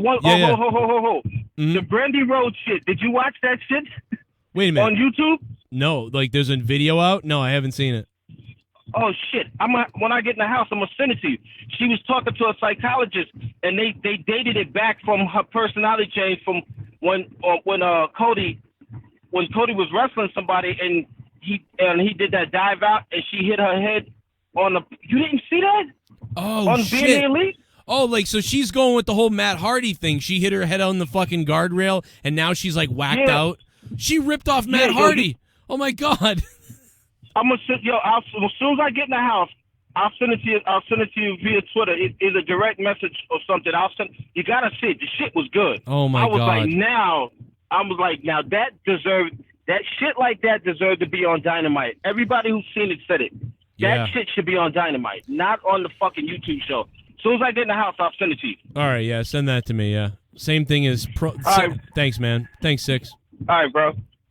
Thanks, dude. He's a great guy, and he's donated a lot recently, too. Six, thanks, dude. Damn.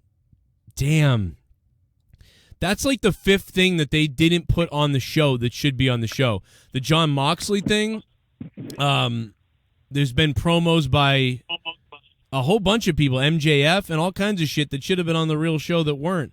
And now you're telling me that's good. I'll have to go look at it. Unknown caller, hello. Yo, what's up, Joe? What's going on, man? I had a couple questions for you, man.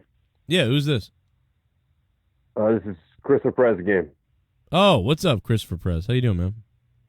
What's up, dog? Couple questions. I had a question since Edge is selling his injury, right? Right. So they have Randy Orton. They have him. They have Edge come back, and they have Randy Orton target his knee because AJ Styles. Remember, he was going to target his knee, but Randy Orton, he came out with the crutches, right? Right. So he was faking that injury, but this time, Edge can target his knee, and he could actually bash his knee with a chair. Those two can sell their injuries. Edge can sell his neck injury. Randy can sell his knee injury. Put it inside Hell in a Cell, put both careers on the line. Wow, but Randy Orton just signed a big new deal, and Edge has a 3-year deal. Right.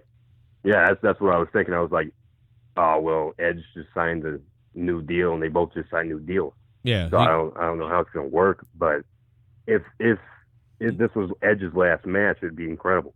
If they actually would go through with something like that. Yeah, maybe down the line, but right now he's lined up to have a whole bunch of matches, so that right now doesn't work. Later on, that's a pretty good idea, but right now it's too, I think they're just going to work a program into Mania eventually. Yeah, man. Yeah. Hopefully they do, man. I hope they kick butt with that match. I love what you do, Joe. Thank you. Thank you for letting me call in. Hell yeah, man. I appreciate it. Thank you, dude. It's a good call, though. Hell in the Cell might be a good idea for WrestleMania. I mean, they don't need the Hell in the Cell, and, probably would just get in the way of things, and they're not going to do anything nuts in the Hell in a Cell, so quite honestly, I don't think I would book Hell in a Cell with them.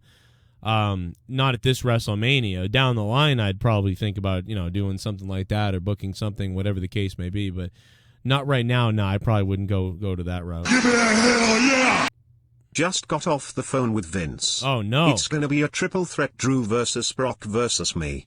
I'm gonna wheel myself down that long-ass ramp and become champ. He'll fuck Liv Morgan afterwards. Oh. Play my music. Oh, my God. Lex Luger, you've got to be one of the sickest wrestlers I've ever heard of, Lex Luger, at this point in your career. You've already taken out Miss Elizabeth and so many others, and you still want more. You wheelchair-bound, crippled piece of garbage. Pour me a beer. You've got a new Brian Romero. Brian, thank you very much. Pour a beer for Brian Romero in the chat right now. Somebody pour a beer for this maniac. Hey, Drew, what do you think about this? Oh, that was JB. Drew, what do you think? Testicle Festival. Thank you, sir, very much. Hey, 760's on the phone. Hello. Hey, what's up, Joe? What's going on, man? What were you there? What'd you say? What, were you at the show tonight? At the show? No. Oh, okay, my It's not bad. weird. No, it sounded like you were in a car. A lot of people come from the car, but yeah, my bad. Oh, yeah. Yeah, actually, I'm in a car. Oh, okay. Well, yeah, what's up? It's all good. I just thought maybe you were at the show. In the back seat, not driving, so it's safe.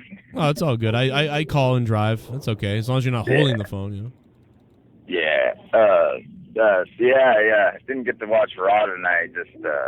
I just watched the Brew segment and Edge stuff because I pretty much, go with your word that the rest of the show's bullshit. It's not even worth my time watching. Yeah, I'd catch the segments. I'd watch the segments on YouTube or something because they're really good, but the rest of the show is a waste. Yeah, exactly. I wanted to ask, I was looking over at, I have picked up this Shinsuke Nakamura figure the other day, and I was thinking about Nakamura. What do you think they got planned for him for WrestleMania? I don't know. I just can't get over the fact that you were staring at the Shinsuke Nakamura figure and jerking off. But no, no. That's what I do. And I brought it. I got a Sami Zayn one, and I'm like, you know what? I got to bring a manager involved too, and just whack it off. Both these guys. I don't know. I don't know why that was funny, but no, yeah, I'm worried that we're gonna get him in a goddamn pre-show. That's what I'm worried. I'm worried he's gonna be in the pre-show. That Intercontinental title should be featured at WrestleMania in, I don't know, a ladder match or in something important, and I'm worried he's gonna get a pre-show type of deal. You know what? I'm not going to take credit for this. This is actually, I heard this Solid Monster brought up this a couple months ago, back when Sami Zayn started working with Nakamura. Yeah. I don't know if you heard this, but he brought up a great idea that Sami Zayn would continue to be his manager, and something would happen in the match, and Sami Zayn would either fuck Nakamura over in a match on accident, and Nakamura would get it, man. Here we go, about to get it, man. Here we go. Beat the shit out of Sami Zayn, to the point where he's Sami has to, be gurneyed out and all that.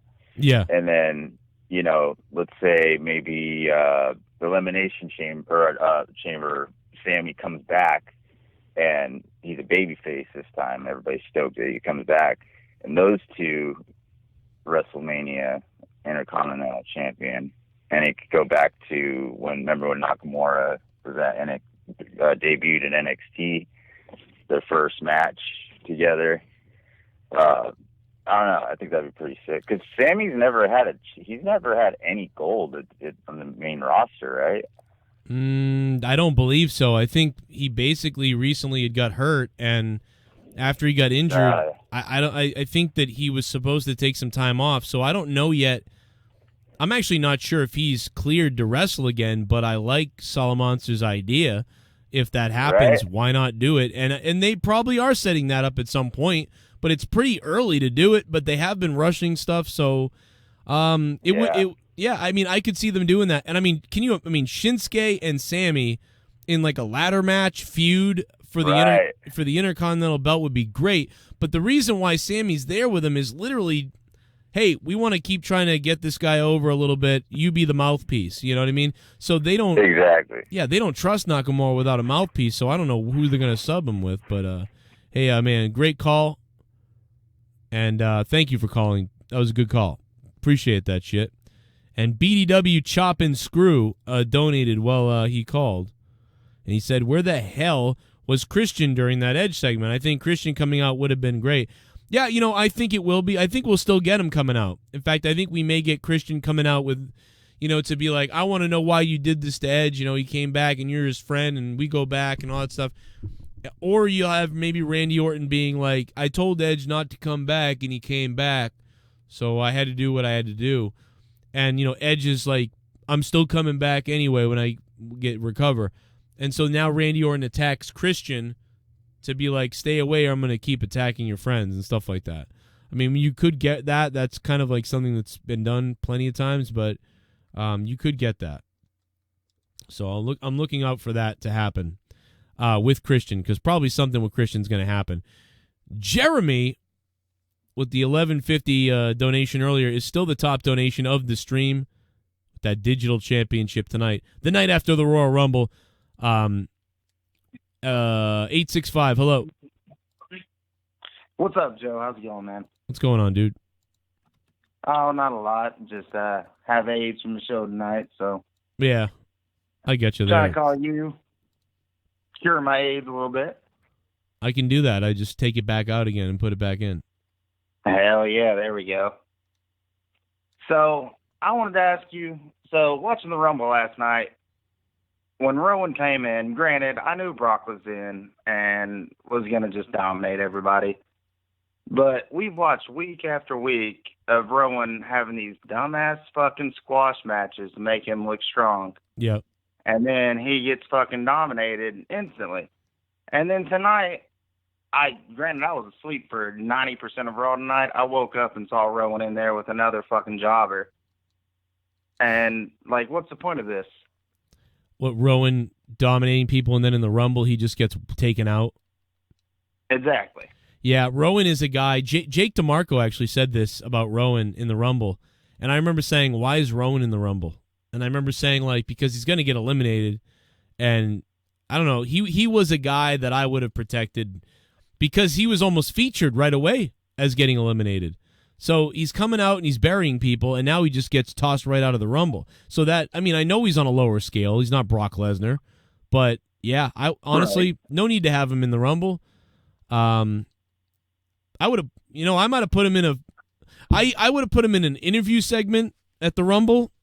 And I would have had a segment in the back where that whatever the thing in the cage is either attacked or scared the living shit out of one of the backstage interviewers. And that's it.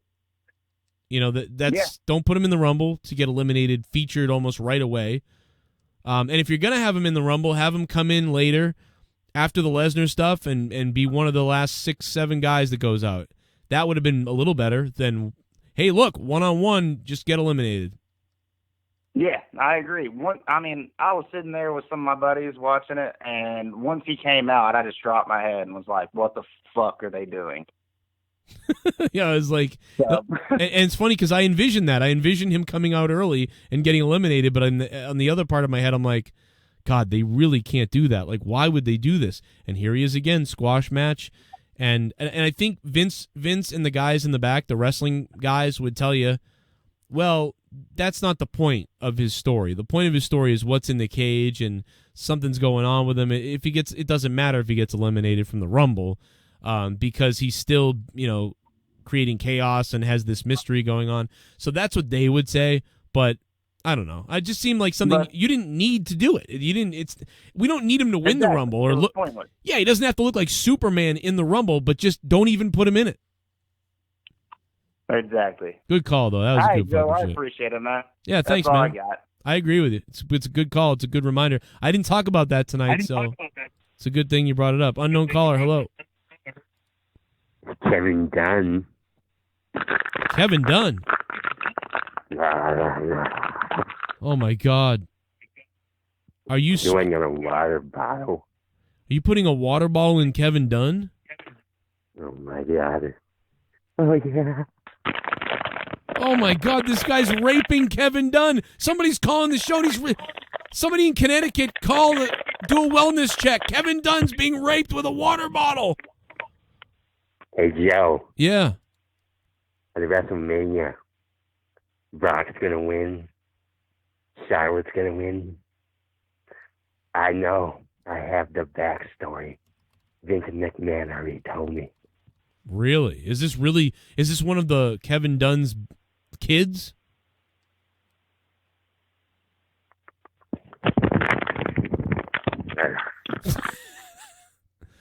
Oh my God. Jesus.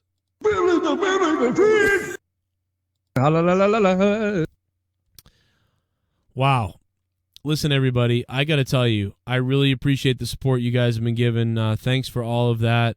And definitely think about signing up on Patreon, because on Patreon, guys, episode 136 of Corrupted is available for download right now on Patreon.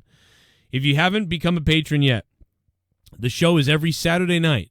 But not only that, throughout the week, we upload a bunch of other shit. All my other shows, stuff that you cannot hear on YouTube. It is off YouTube, and it's a way to keep my show running. We have 394 patrons. Become a patron tonight. I'll be shouting you guys out throughout the week. And a definite special shout-out to the $25 patrons and above, people that are above and beyond. Without you guys, we wouldn't be able to do shit. So thank you for that. And we provide 30 hours of bonus content a month that you cannot hear on YouTube, including one of the best podcasts I do, not wrestling related, the Corrupted Podcast. Please check that out. I think you guys are going to enjoy it. Here's a little clip of it. As we leave, I'm going to give you just a little free clip of what's going on there from the beginning of the show last week, because it was a good time. So check out, it's on your screen right now, Patreon. Give that a look, guys. Check it out. Think about supporting us there, but also you get content. You get a ton of content. It's not just you become a patron, give me $5 a month, nothing happens.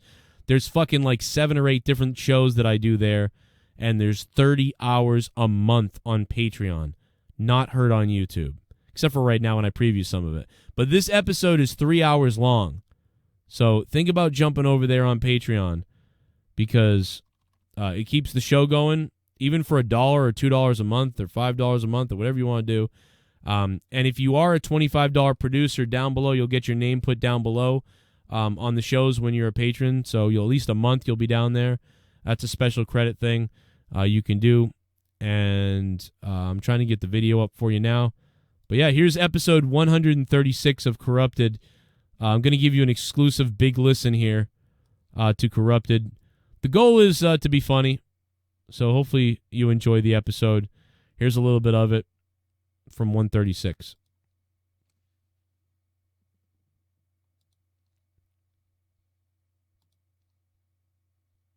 If it would play.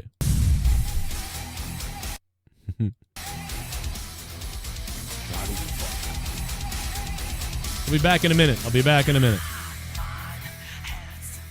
Name that Rammstein song. JB, go. I couldn't really hear it. What? Sie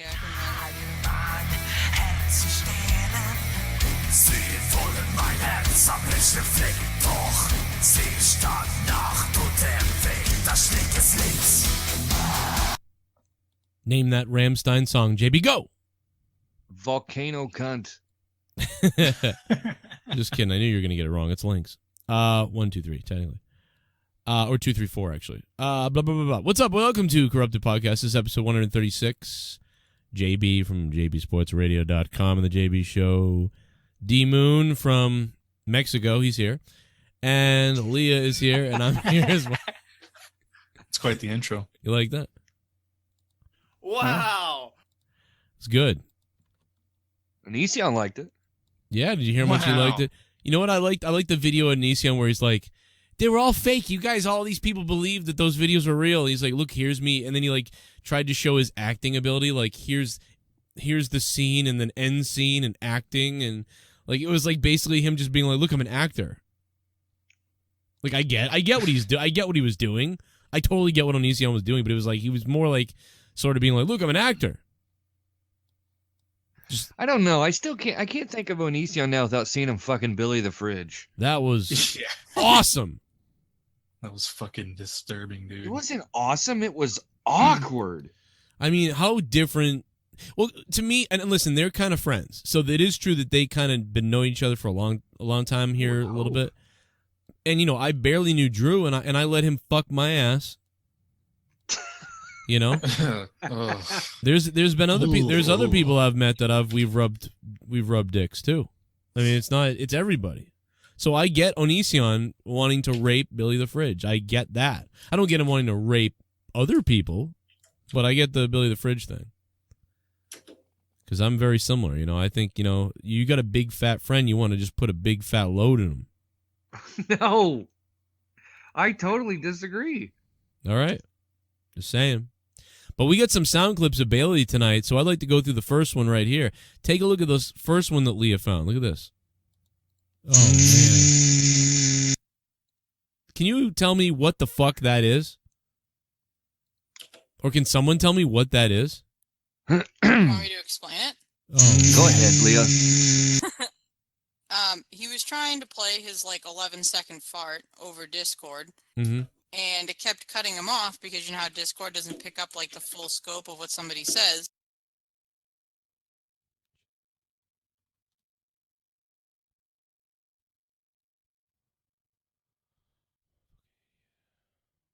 I'm a fucking idiot. I'm a fucking idiot.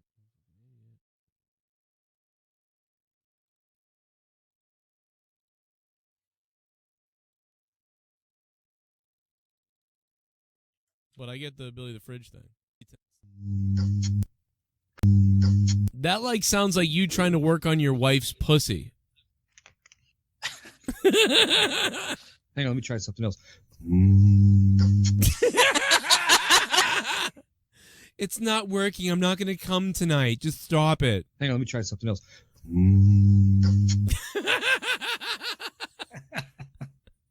That's pretty good. That's pretty good. Who really made these? I don't believe Leah did this. I swear to Of course I God. did. I learned how to use Audacity within, what, an hour? Yeah. Audacity. Well, I asked, is that was the program, right? Yeah, it was Audacity. Yeah, I asked what program I should use and got it. I hope you fuck yourself. All right, so here it is one more time. There's one more clip, though, and it's my favorite clip. The next one's the best. The next one is the best clip. Hang on, let me try something else.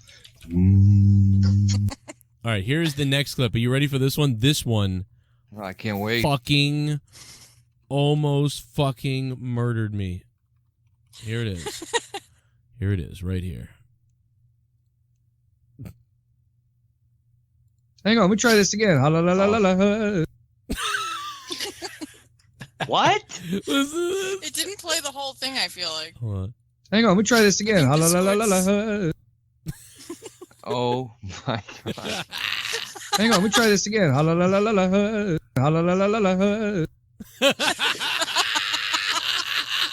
You sound Arabian, dude. What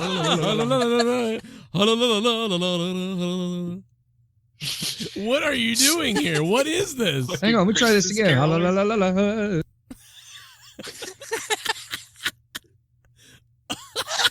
That's a soundbite. It's not accurate. Hang on, let me try this again. Shut up. Was that Leah? Die. Leah, was that you? Yeah. I know, it's like a dinosaur. It's awesome. Hang on, let me try this again. Hang on, let me try something else. Jesus Christ.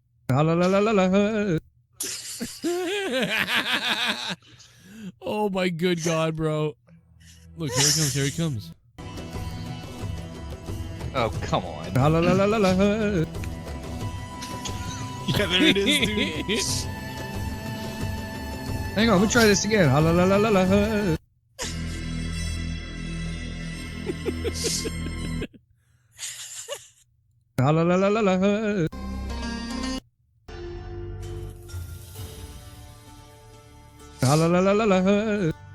let me try something else.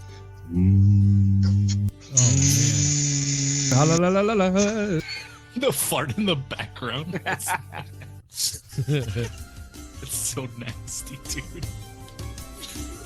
Hang on, let me try this again. The new Aladdin 2. Why do we have to sound so fucking on key? Ooh, oh, I can come. Ooh. This is Drew and JB having sex. Listen to this. Ooh, oh. You should pair it with the Oh, yeah, let me try something different. Let me try. Hang on, let me try this again. Ooh, oh. Hang on, let me try this again. Ooh, oh, I can. What have you got to show in your fucking DMs? Oh, Jesus. Oh, wait. Hang on, let me try this again. Ooh, oh, I can come. Ooh. Testicle Festival.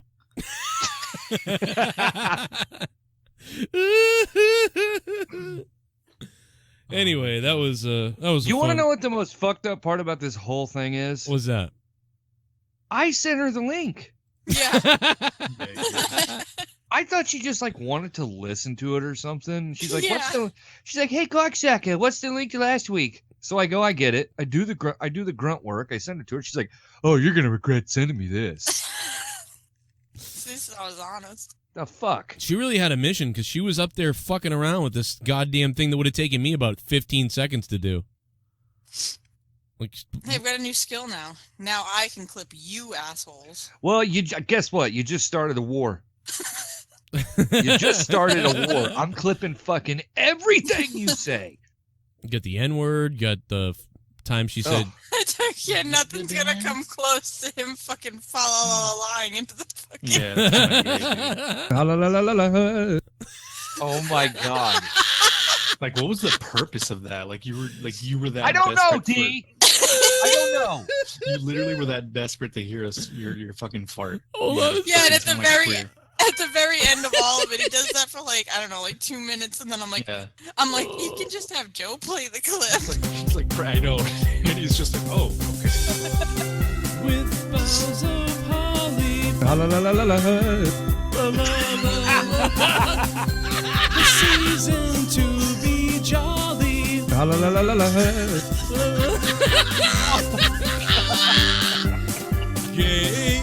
God.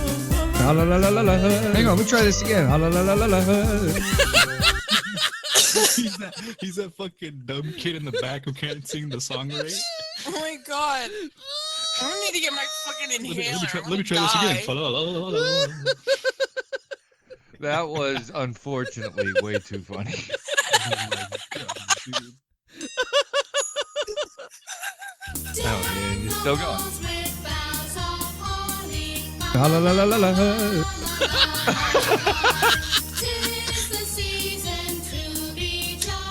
La la la la la la. Hang on, let me try something else. La la la la la la. Oh, come on.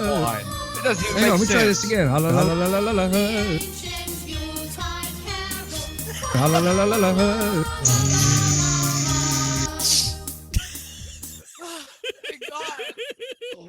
God, my stomach hurts. Yeah. Why didn't you do this around Christmas time? This would have been the new. This would have been great. I'm sorry, I didn't know I was just trying to serve the show. I didn't know I was creating my worst moment in history on this show. Yeah, that was your worst. It's literally coming back to haunt you. Oh, shut up, you fucking bean dip. Hope you choke on a taco, you fuck. Why don't you go sing some fucking Christmas carols, you fat? All right. Oh god. Oh god. I'm That's gonna great. die. Oh. I'm never gonna forgive you for this. You understand that, correct? Yeah, it's worth it. I'm starting from the first monetized this you were ever on. It's fine. I don't care. It's worth it. Oh, come on.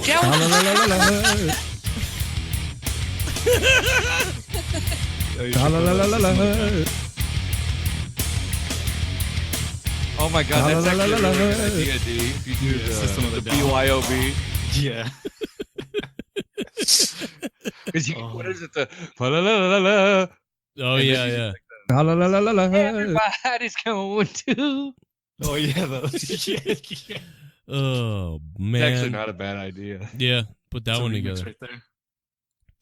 I'm gonna pass out. All right, I'm trying to keep the stream on the air, so I'm gonna stop playing too many more copyrighted things. But Deck the Halls was definitely that just popped into my head, and I was like, oh my god, that's. It's too bad this is like the pre-show. No, we're on the show. No, we're on the real show. I started the show. Yeah, I put music. Oh, good. Yeah. This leads the show off. It's perfect. Just turn it off now. It won't get any better than that.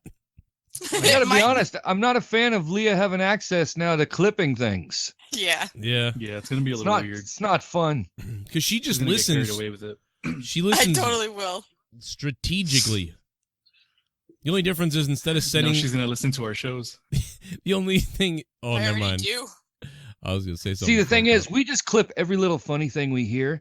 She's like a fucking silent assassin who just like comes in with a fucking dagger and tells you to do something. You do it, and then she guts you. Yeah. Yep. And she knows. Oh, hey, does anybody have a link to last week's? And I was like, yeah, sure. Here you go. I'm stupid. I know. To be fair, you're the dumbass that sent it to her. I know. I couldn't believe that.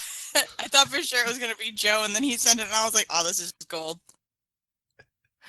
Oh god! I am shocked that you got that. I'm shocked that you sent that to her. I did ask a couple questions too, like hey guys, how do I do this? And like nobody replied, and I'm like, ah, damn.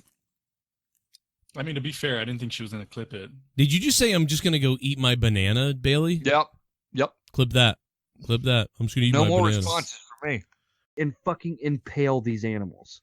You know what I'd like? Since he got kicked off of Monetize This, he started to cut into Joe with the wrestling show and like would deny it, you know. Get the He fuck wouldn't out even of know here. the wrestlers' names and shit. And Yeah, that one guy. Yeah.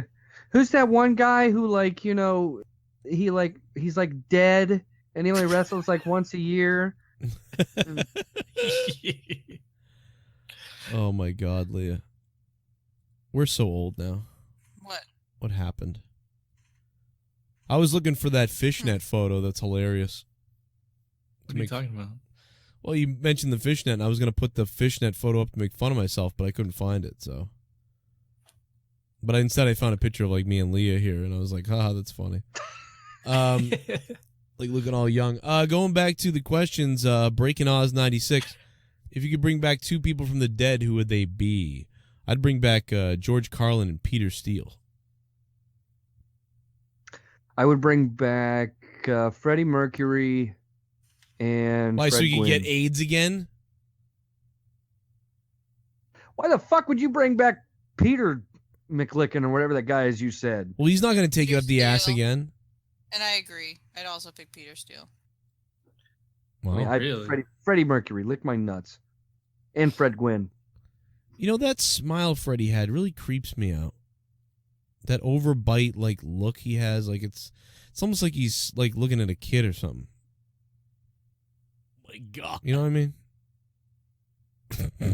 George Carlin sucked. Look at Leah playing peekaboo right here. Look at this. Peekaboo. Peekaboo. Peekaboo. Leah, you're playing peekaboo there? Yeah, I look like a baby. What? You look like a... You I think, look wicked young. oh, but I don't think you look... Yeah, you look a lot older now. You look like a... Hey, it could be worse, Lee. You could have a fucking gray patch in your head. You look like a baby. Look like Nancy from Nightmare on Elm Street. You look like you got a Junos there. Me? Catch me later. Giving you on the inside. Facts. Stop it. Stop it, please. Ugh. Kids. Stop, please. Giving you Like, who has a meltdown over something like that? See, like, you can hear him, like, try to recover afterwards. Like, Yeah. haha, like, you know, like, so it's like, the fact that he just was, like, Went to anger mode. he just snaps. Uncontrollably, yeah. Like, it was control. Like you said, when he tried to recover, he kept, like, looking over at him like, oopsies. And then they try to do it again. Listen to this. Alright, support, stay positive. Oh yeah, and then he tries to talk over them, right? Yeah, because, like, Hamza was talking in the background to everybody. So he's like, It's like you're not live. Like, you can edit it anyway. yeah, just, like, redo it. Oh, my God. Oh, my God. Well, listen to this. Like, the funniest part of this video isn't even when, like, the kid freaks out. I mean, by the kid, I mean Tommy. It's listen to when he goes for the French fries. Listen to this. Fried chicken day, and we got some chicken. Is that breaking up for you guys? No, it's cutting off. Be honest. Look at that phone.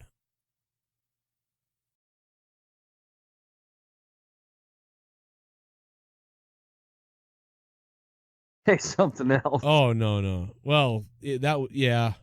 Well, you know when you like one person and like, never mind. We made a lot of mac and cheese. And dude, it got so fucked up that I ate it all and then made another like 3 boxes of it.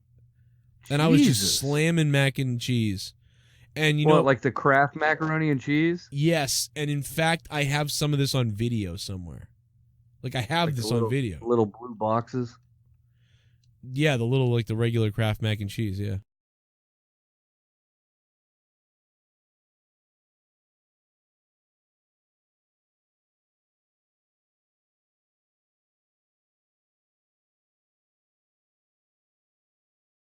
you think?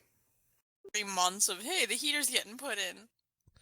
Unless JB is living a double life. I actually have no question, but I have a real mongoloid JB. You better take a look at this. When you look at... Oh, this is not good, though. I know why. I did see this earlier. I actually have no question, but I have found the real mongoloid JB. You better take a look at this. Oh, boy. This is so bad. Like, this is bad. Like, this is the type of thing, like, you know that if I'm afraid to get into what PS Carnivore is sending me, that I'm afraid to get into it. Look at Tony. What do you think? I love him. Bottom of my heart. He's handsome. Oh, God. Oh, my God. Oh, what God. the fuck is this? Oh, my God, dude. I can't even do that. What does this have to do with me? I don't know. PS Carnivore said he found the real mongoloid JB, and he sent us these 2 Down syndrome people. Oh, no. And I just... No. I just can't do that. I can't do it. I can't. All right, play it out. Let me at least hear it. What, the sounds or what the... Why, just let me see the video. We might be able to, start a charity. Yeah, dude. Were you nervous? Me? Nervous? No. He posted me and say, I do. Oh, my God, And he dude. say, I'm very happy. I can't do it. I can't No, do that it. is, it's... I can't See, do it does look like JB, but his gray hairs is Yeah, in his no, I beard instead of can't his do it. head. Like, because they actually have a disability, like, I can't do it. I can't do it. It's too much. I can't. I don't know. Yeah. Maybe in another life or years ago or something, I'd do something over that. I can't do it. Like I feel like I don't know what I love. I feel bad for the I don't feel bad. I just feel like I like these people. What are you laughing at? What the fuck are you laughing at? JP, what are you laughing? Not that. Laughing at you, Dick. Dude, this is what it sounds like when this is what it sounds like when they fuck each other. No. Oh no. No. No, I can't it's do not. it. I'm not making fun of them. I can't do that. I can't do it. I can't even believe PS Carnivore sent that. PS Carnivore. I honestly, Joe, you were going there. I mean, yeah, Joe was like dipping his toe in the water. Like, hey. This is what they sound like fucking. Yeah. I can't do And he's anything. like, I no, just I'm not can't gonna do it. it. You can do it. I just You can't do it. You just did it. Not really. God I bless them. I just can't do that. I mean, I think those people are sweet. I Yeah, mean, for really. sure. I mean, it's just PS Carnivore. You're a real piece of shit. You're gonna single him out in the chat. Fuck that guy. He's a piece of shit. It's the post concussion. It's the post concussion. He's fucking. He never did anything like that. Now he's doing that. He's lost his mind. Is what's going on. That's what's happening. PS Carnivore is a real piece of shit. I want to go on record saying that. Oh my god, dude, that's just fucked up. Oh my god. Oh my god. No, my friend's aunt had Down syndrome, but I didn't. No, let's not do this, please. I don't feel comfortable talking about that. Well, she's dead. She's dead. No, now. but do you remember when she put her hand in her pussy and then put it in the fucking the mayonnaise I remember jar? this from talk. I can't do this. You remember that? It smelled like pussy ass. Leah knows. Remember what the house smelled like? It smelled like pussy asshole. Move on. Pussy asshole. In the house. Fucking Joe, you're an ass, dude. What did I do? This is just. Can we not? Let's just move along Worse than here. JB, you just keep pushing for it. All What? right. I stopped. La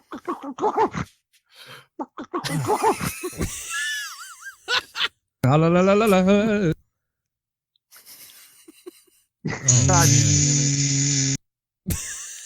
This is like if a chicken gets shocked right here. Oh man. It does sound like a fucking. Yeah. Like JB could do sound effects for like the next Sonic video game. Yeah. He's electrocuting the rooster in the background. Ding ding ding ding ding ding ding. Oh man. La, la, la, la, la, la. Oh man. Well, I got nothing else, man. I got to. We're pretty much at the end here. That's it. We went through all the questions. We ended with probably the worst one. We had to end. Why does this have to end on such a down note?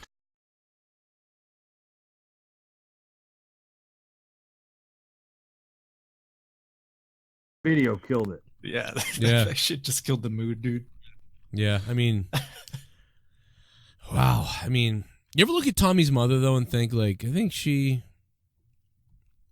like maybe is, like the one he found. Oh my God! Can we? No. We'll see you guys later.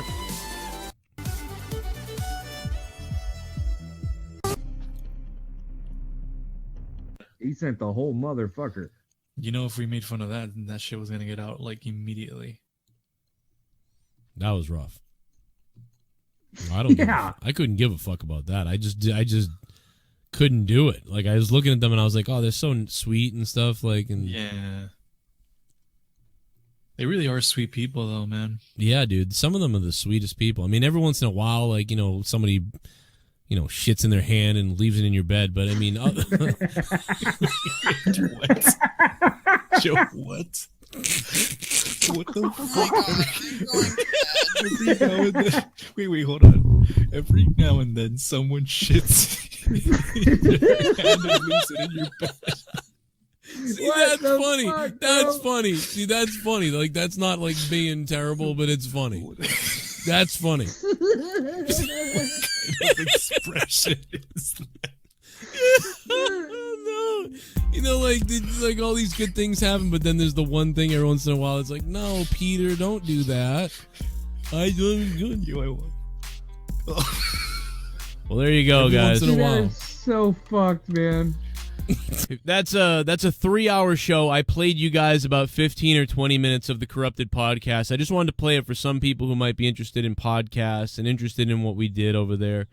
If you guys like it, please check it out. It's on Patreon. There's some free episodes up on iTunes and old episodes up on iTunes and things. So you guys can certainly check those out. And I didn't play these donations, so I see them coming in. Jake DeMarco wants me to remind me again to take out the trash. But yeah, if you want to listen to that whole episode, check out patreon.com/Joe Cronin Show or download the Patreon app. Check it out. Maniac Cronin fan. Yeah. No, Joe, please don't close the show. No. I just timed in. Oh my, I hope this donation gets in before Joe ends the show. Okay. Oh wait, I'm running out of time. What do I say? Mum. Fuck Debe pussy dumpster. Oh my God. Fuck Debe's pussy dumpster. Maniac Cronin fan, thank you, man. Thanks, bro. Appreciate it, dude. The 666 coming in.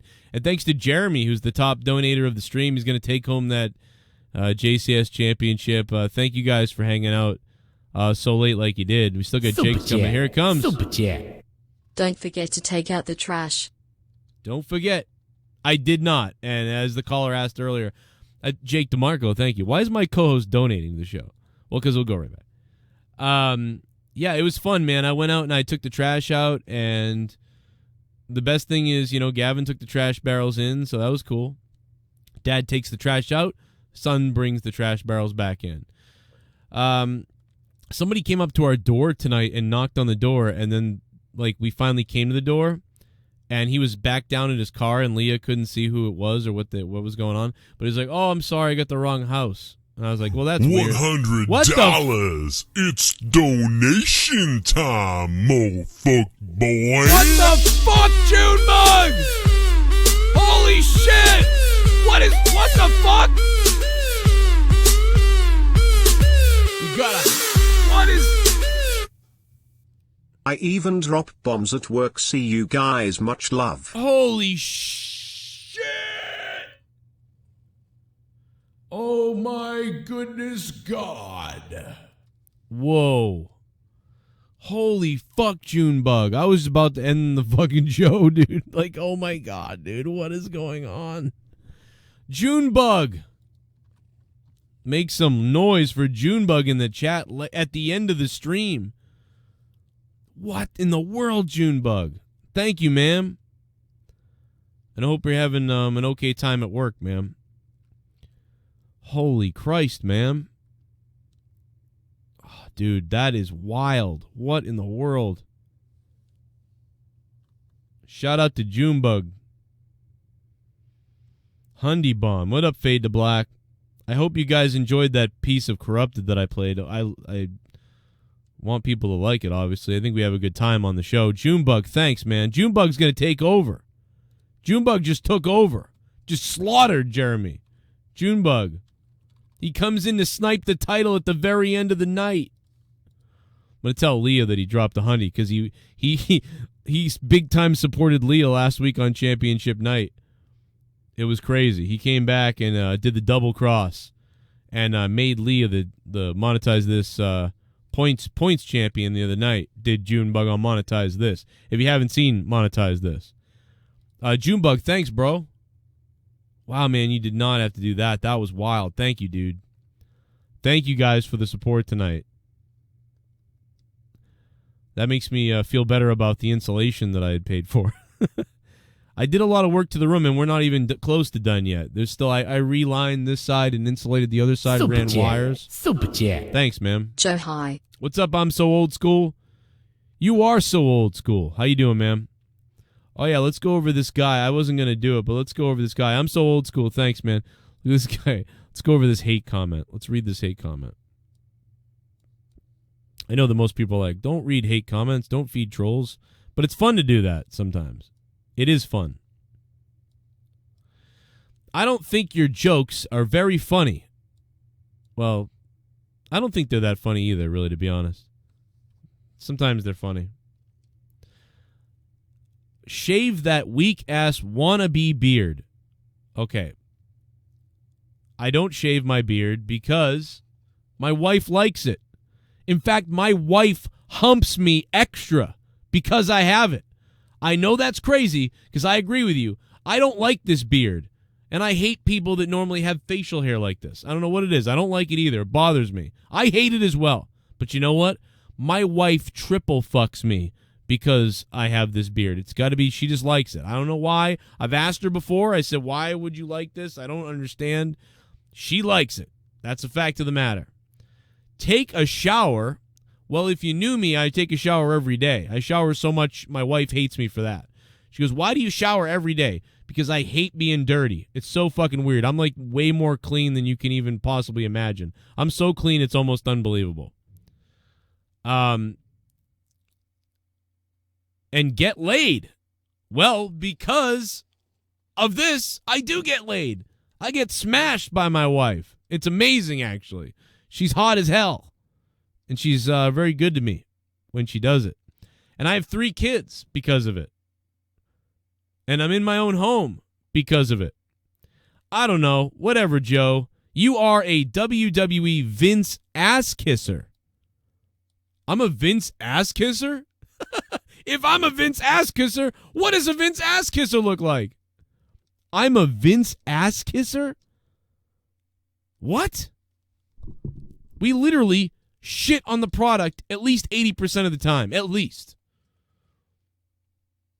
This guy is so wrong in this comment. It's almost unbelievable. Like there's people being raped right now because of how wrong this guy's comment is. There's people being butt pumped unwillingly right now because of how bad this guy's comment is, of how badly inaccurate it is. Like it'd be one thing if you had an opinion, you're like, yeah, you look like shit or whatever. All right, cool. But like everything he says is literally the opposite of what it is. Shave your beard because you don't get laid. Oh, no, it gets me more laid by my wife. You smell. Oh, I take showers like every day. So much my wife thinks I'm weird for taking a shower every day. So much that my wife thinks I'm weird how cleanly I am. She mentions that all the time. So much so that I won't even fucking fart in front of her. Joe, you are a Miranda Cosgrove. What is going on? $9 for a fuck. Someone donated 9. I'm getting hard. I got 9 inches inside of your wife. $9. I'm shooting my semen to the ceiling.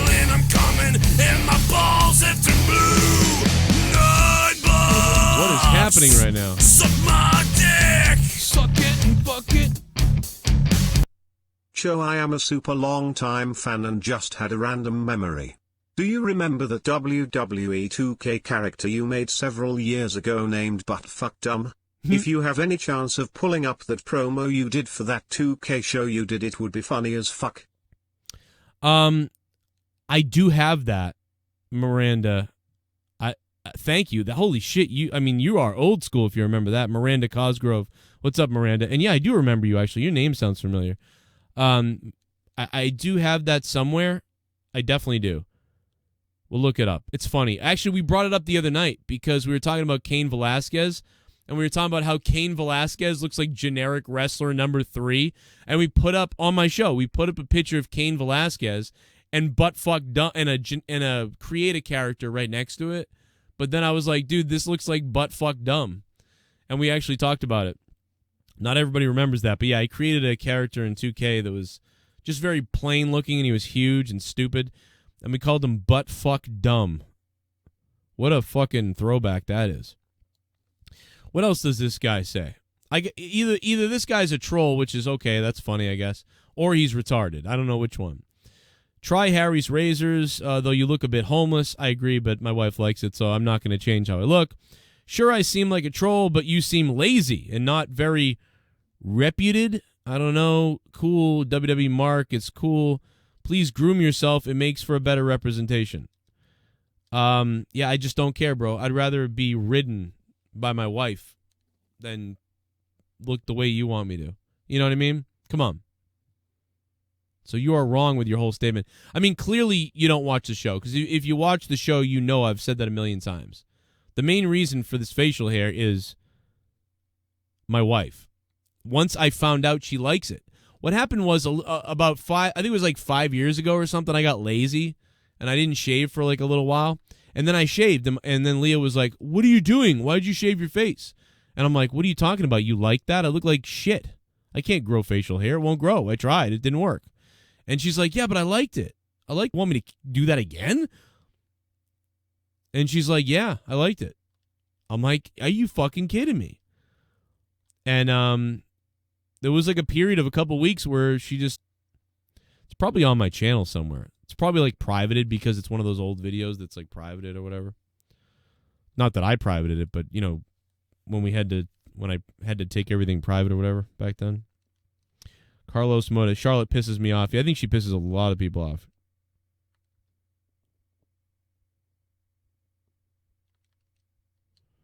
Let's see here. Oh, man. Yeah, Miranda's been around a while if she remembers Buttfuck Dumb.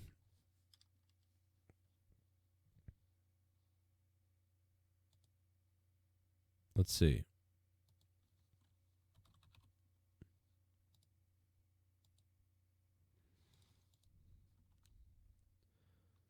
Let's go 13 to...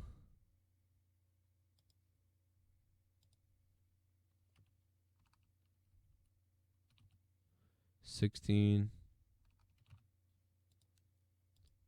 Maybe I can find it. Dumb.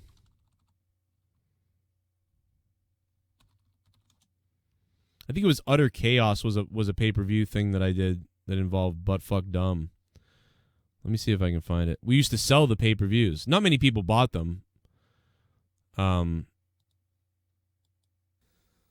Okay, shoot the whole thing. It's Utter Chaos on pay-per-view. YouTube shut it down because they're stupid and their system doesn't realize that it's okay to put up. This happens with a lot. Is a steal. Fun making it. Everybody on go. I can't find. That wasn't a whole match though. But yeah, Buttfuck Dumb. He kind of looked crazy. He really didn't. He really ended up looking bald afterwards. After a while, when we got Buttfuck Dumb, man. You know, Buttfuck Dumb was bald. I thought was bald, but he had that buzz cut going back then. That's a little bit different. I didn't remember that.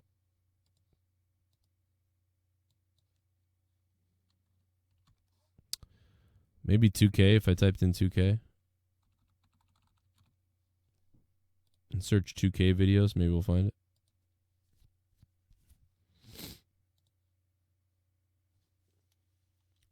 I guess not. I don't know, man. I thought we'd find it.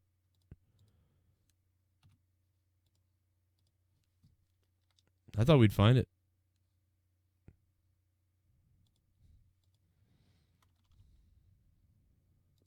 Shit bomb? Cho, I am fucking dying laughing here. The last donation I donated as Miranda Cosgrove. You thought it was the name of an actual listener and you said, oh, your name sounds familiar. I was just trying to be silly. Miranda Cosgrove is a kids' TV actress, iCarly. Oh. That's funny. I don't really know that show at all, so, but I also know a lot of people named Cosgrove in real life, so that could have been why too. Miranda, or whoever you really are. That's awesome. That's kind of funny. That's pretty funny. Yeah, I had no idea. I don't even know who that is. I don't know who that is, so that's... Oh, man. Oh, here he goes. Buttfuck Dumb versus RVD. So, Miranda, you must be really a guy then. You're not really a girl then. Because I thought it was weird that a female was donating. It's always, usually, I mean, a lot of guys here. Here it is. Buttfuck Dumb versus RVD. Welcome, everyone, to Monday Night Blah. Oh, get that off of there. Oh my goodness, that was gross. RVD with a shot. And RVD setting up Buttfuck Dumb off the rope. Oh, and a high knee shot to the face. Buttfuck Dumb could be out already. Buttfuck Dumb could be done. RVD sets him up for the splash. There it is. RVD with a huge suplex. BFD's back could be broken right now. Look out, there it is. The backflip. Wait a minute, RVD now set it up. On top of the frog splash. 5-star frog splash. 1, 2, 3. He got him. He got him out of nowhere. I remember I remember like I was trying to make my commentary guy be like on cocaine or something like that, or he was doing drugs between matches. And I also remember I had to be really quiet because I was recording those at night in the house when the kids were sleeping nearby. So like I remember that was weird. But yeah, that was June 4th, 2015. Hard to believe that it was that long ago. Good reference though, bringing up Buttfuck Dumb. It's been about 5 years since Buttfuck Dumb. Simo, what up, Simo? What up, Danimal? Did you do the hot mic thing? I did not do the hot mic thing because we just didn't get it set up in time with all the stuff going on in my house and everything else going on. And then at the last minute, they were like, okay, cool, but, you know, well, I was like, yeah, let's do it, whatever, let's go. And then they were like, okay, but you're going to have to end your stream to do it and then restart. And I'm like, I'm not doing that. And then they were like, we need your stream key to sync up with you. And I'm like, I'm not giving out my fucking stream key to my YouTube channel to anybody. I haven't even been paid anything yet. Or like, they seem like great guys. It seems like a great app. It seems cool and everything, but I don't think I'm down for that. You know what I mean? You'd have to give me like fucking 20 grand or something like that. I'm just basically not down for, I'm not down for like something. I don't even know anything about them or whatever at this point. To do that, to give up stream keys, like, I don't know, dude. I'd have to cut a deal with somebody, man. Somebody would have to sign some kind of contract, and I'd have to send it to a lawyer. I'm not going there with that. So that's why that's what happened. And I was already streaming, so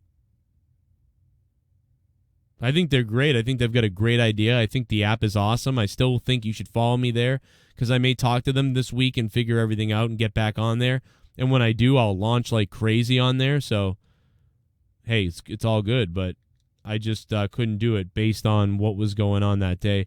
And I probably would have been on there had it not been for my furnace being fixed and all the stuff going on at my house, my computer issues, and all the other stuff that was happening all at once. So,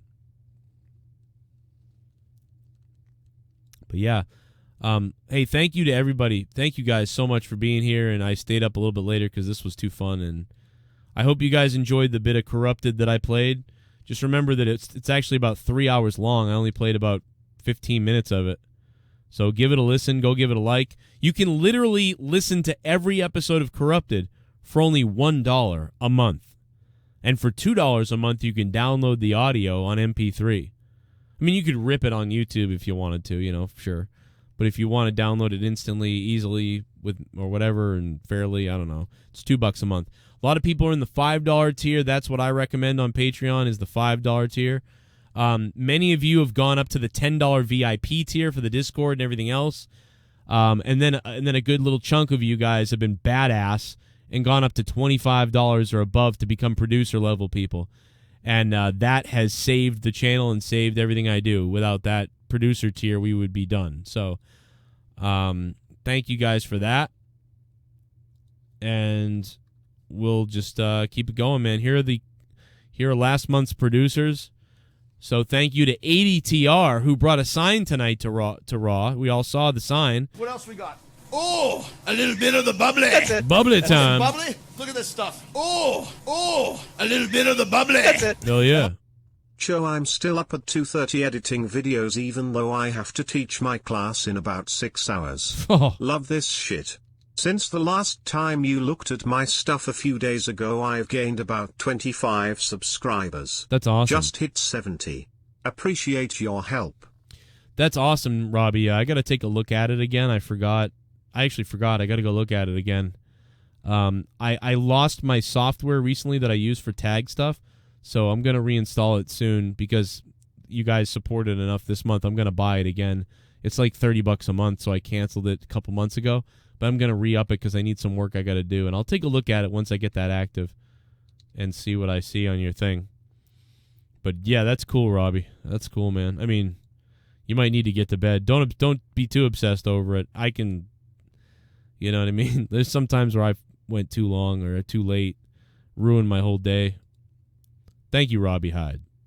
Teach the youth of America. It means a lot, man. Good teachers mean a lot. People don't usually realize it until they've become adults what type of teachers really had a good impact. ADTR, Arknolia Strokelbean, who is a beast. And Arknolia Strokelbean always going through tough times with that dialysis stuff. Awonddy Big M, Big Fuego Jacob, Bryan Harper, CJ Bradley, ColdBrewKrew, DanH&Cora, Daniel Cater, Drew Barr, Duane Crenshaw, Frog Kid, Gary Metzler, Gerald Armstrong, Joe Compton, the Renegade, John Steller, ConstipatedRock, John Zippay, Joseph Lightsey, Kalel Bama, Star Scream, Matt Rossmeier, Mike Torian, Mikey Tukrike, NickY J, Shell Bryan. Hopefully Shell's okay. She hurt herself the other day. Sith Neegan, Talk to Me Nice, The Bear 1322, Tony Diesel, and Z the Reaper. All $25 or above. So thank you all for being up there. Pretty much big save for the channel, man. Without you guys, I don't know what the channel would look, what we'd be doing, but this helps out when there's a lot of dollar patrons and a lot of people who can't be patrons. These extra chunks help out. If you're a $25 patron and your name's not on the list, it should be added this week. Or make sure you select the category of $25 and above. If you're in the if you're $30, make sure you select the $25 category. Doesn't mean you'll go down to being a $25 patron. It just means that you have to select a category, the closest one. For some dumb reason, Patreon has like a little glitch like that, and then you won't see the posts. I don't know what the hell that's about, but Patreon claims that it's not a problem, but I think it's a major problem. So we'll see what happens. I made a video about Boogie2988 earlier, and I really ranted about his situation because he's like ridiculous with some of the stuff. I'll play a little bit of that for a second. And the funniest thing about that is it had nothing to do with my video, but after I uploaded that, a couple hours later, Boogie2988 uploaded probably his best video in 2 years. And I'm not kidding. He uploaded a comedy video about him trying to find a real job now that his YouTube career is over. And it was really fucking funny. About this. It was funny. Having one testicle, like, I mean, that's just silly. So, like, who cares? But lying about swatting makes him look a lot worse. So, but anyway, I'm going over that there are these psychos that troll him. all they're seeing is that he is a liar. And so he really kind of hurt himself with this. And like I said, he should have said something like, I got one ball, or I like to eat mayonnaise out of the jar, or, you know, like, or I like to eat ass. That could have been something else. Like, I only like to... Unfortunately for Boogie right now, he just can't do anything right now. I feel so bad about that for him. You know, he lied about being swatted. He admitted here. And that's one of the things that people are... that's the one thing that people are gravitating to. I'm not going to do that. I may put it in the title as, you know, Boogie lied about being swatted. But this guy's under massive amounts of emotional pressure. And I just don't think he knows what to do, because who the hell would, you know what I mean? He has been swatted before. People do know where he is. That's kind of creepy. So I understand his tactic to sort of say that he was swatted when he wasn't. I know people who have done similar things. It's a great tactic, I guess, to get sympathy or to show people severity of a situation. If they're not believing next level. I understand what he did was he was sending the bait out there to see what they would respond with. You know what I mean? But I think that saying you got swatted was a little too much bait. Do you know what I mean? Like, it was a little too much. Like, he should have said more smaller little things. You know, everyone's saying swatted, and then you have to say that you got swatted. But now, everybody, the one thing that people are angry about, even though this video that Boogie makes is really compelling to show you why this group of people on Reddit are disgusting, there's a lot of people hating on it. In fact, it has almost as many dislikes as likes. 9,000 likes to 8,000 dislikes. Because a lot of people, the only thing they're taking away from this is Boogie lied about being swatted and lied about other things, among everything else he's always lied about. So everybody's, instead of seeing his side here and seeing that there are these psychos that troll him, all they're seeing is that he is a liar. And so he really kind of hurt himself with this. And like I said, he should have said something like, I got one ball, or I like to eat mayonnaise out of the jar, or, you know, like, or I like to eat ass. That could have been something else, like I only like to eat girls' asses or something. Like, just something weird, personal, that like would be embarrassing, that it would get out there, and then he'd be like, yeah, I literally told that to them as a joke so they'd expose themselves and I could see who the people were, or whatever the case was. And that way nobody's like, oh my God, Boogie, you lied about having one testicle? Like, I mean, that's just silly. So, like, who cares? But lying about swatting makes them look a lot worse. So, but anyway, I'm going over things that we already talked about. But yeah, this is it's a crazy situation, man. And again, like, I'm kind of like, you know, my buddy Jeremy over there that I've known for a long time. I think I've known Jeremy since he had 50 or 80,000 subscribers when he used to just do magic cards, and now he does all these news videos and drama videos and things like that. And I always found him to be pretty honest with stuff. And I remember Boogie's just kind of like left him out to dry multiple times. And this guy still has Boogie's back. And I'm kind of the same way. I really love Boogie. I do. I like him. And without Boogie, I wouldn't have done things on my channel a lot of ways that I did. I took a lot of influence from some of the stuff that he did way early on. I mean, I've been on YouTube since 2007 or 6 or something like that. But it wasn't until I saw what some other people were doing. One guy who's not even on YouTube anymore, and you know, guys like Boogie and stuff like that, that I was like, I guess I can see what I can do on here, you know. And that stuff still matters to me. Wrong, because they know you'll never find this stuff. They know that you will believe the lie, and they'll give it even more false context. I've heard them saying stuff like, I paid my ex-wife, or bullied or threatened my ex-wife to tweet this out, and that they were going to leave it up because they know the truth. When it's not the truth. They are just lying to you. They're just fucking liars. But that's not even the point of this video. This video is because I did something very, very stupid. They've been calling me a liar and a manipulator for a really, really long time, and after talking to my friend at the FBI, after talking to a friend in PR, they made a suggestion, and that was to bait them and see what would happen. So I did. I had a private conversation with somebody I knew who posted on that message board, and I filled... Oh my God, your stupid lawyer friend again, or your stupid FBI friend again. What the fudge is with Boogie's... Like, so every dumb decision that Boogie made was started by this FBI agent. I don't even know if I believe this, guys. I don't know if I believe this. You're telling me you have an FBI friend or a lawyer friend who told you that what you should do is bait them, and you decided to tell them you were swatted. Like, who is this lawyer friend? And that also a lawyer friend or FBI friend who said you should make a video about this exposing them. Oh my God, no! Who is this friggin' friend? Who is this? I want to choke this FBI friend of yours. What is he doing? It full of tons of misinformation to see what they would grab a hold of. Now, I want to show you these receipts. Why? Why? I mean, you already know that they're making stuff up about you. So the only reason you would leak out to them a fake story about yourself is so that you could expose them that, like, see, look, they just go with everything on stuff. But then if you're telling them that yourself, then how is that exposing them? Because you told them that.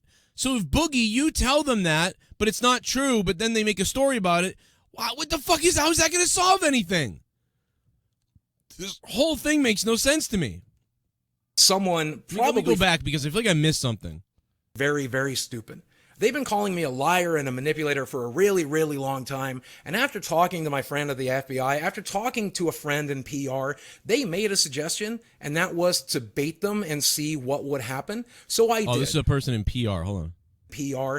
They made a suggestion, calling me a liar and a manipulator for a really, really long time. And after talking to my friend at the FBI, after talking to a friend in PR, they made a suggestion, and that was to bait them and see what would happen. So I did. I had a private conversation with somebody I knew who posted on that message board, and I filled it full of tons of misinformation to see what they would grab a hold of. Now, Oh my God, well, what the hell do you think is going to happen? Why does it matter what they grab a hold of?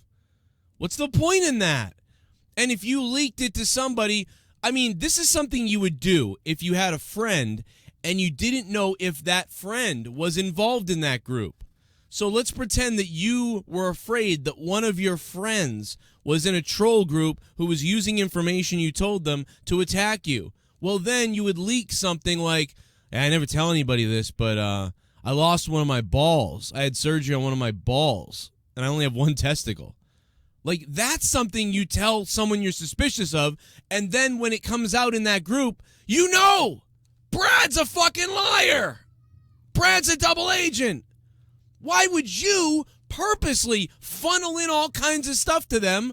Because they're going through all your videos looking for that stuff. Guess what? I'll already spoil the answer for you, man. They're going to find the worst stuff you said, and they're going to run with it. Because you're actually saying it. You didn't expose anybody new. You didn't find out somebody new. Like, all you did was feed them more stuff. I just want to pause this for a second to say Boogie put out a video today called I Quit YouTube. And it is fucking hilarious. I promise you it is the funniest video he's put out in 2 years. It is wicked funny. And it's got tons of likes. I'm telling you guys, he came back and delivered today. He made a video that is pure comedy. It's better than most of his Francis videos. I'm dead serious. And that came out right after this video that I made. I'm not saying he did it because I made this, because it clearly took him days to make the video. I'm just saying it's so funny that I was ripping on him for this mistake. And then today he came out with one of the funniest videos he's ever made, I believe. I'm dead serious. Like top 25 funniest things he's ever done or whatever the fuck. So I got to tell you, man, Boogie came back today with the I Quit YouTube video. It is so good. I promise you it's funny. At least I thought it was. Stuff. So how can this be... So my point of this in saying this is, at this point, this is why Boogie's video has dislikes. Because now people don't even believe this story. They don't believe that this really happened. All right? They believe that you just basically lied about swatting for no reason but sympathy. They don't believe you lied about swatting to this group. They believe you just lied about swatting for sympathy. They don't believe that you leaked this to a group on purpose. And the reason why is because it is so dumb that it's either that. It's either you lied and you're trying to cover it up with this story, or you're, like, literally stupid. And I don't know which one it is. And I'm pretty stupid myself, so it could be stupid, because I'm dumb as hell. So it could be dumb. I've done dumb-ass things. And I've had people think that I lied about stuff when I didn't lie about it. It was just so dumb that, like, it that's what you feel. And I think that's what people think about Boogie here. I want to show you these receipts, but someone probably from that subreddit hacked into my Twitter today. I don't have access to it. As soon as I do, I'll link this video. I'll link all of this stuff and show you guys. But take my word for it, I told them all kinds of outlandish stuff. I told them that I was writing a book, which is not an entire lie, but I told them that I was swatted twice in December.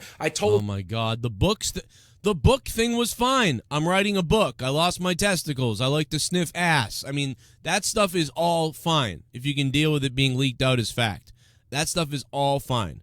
The swatted thing twice? Why would you say that?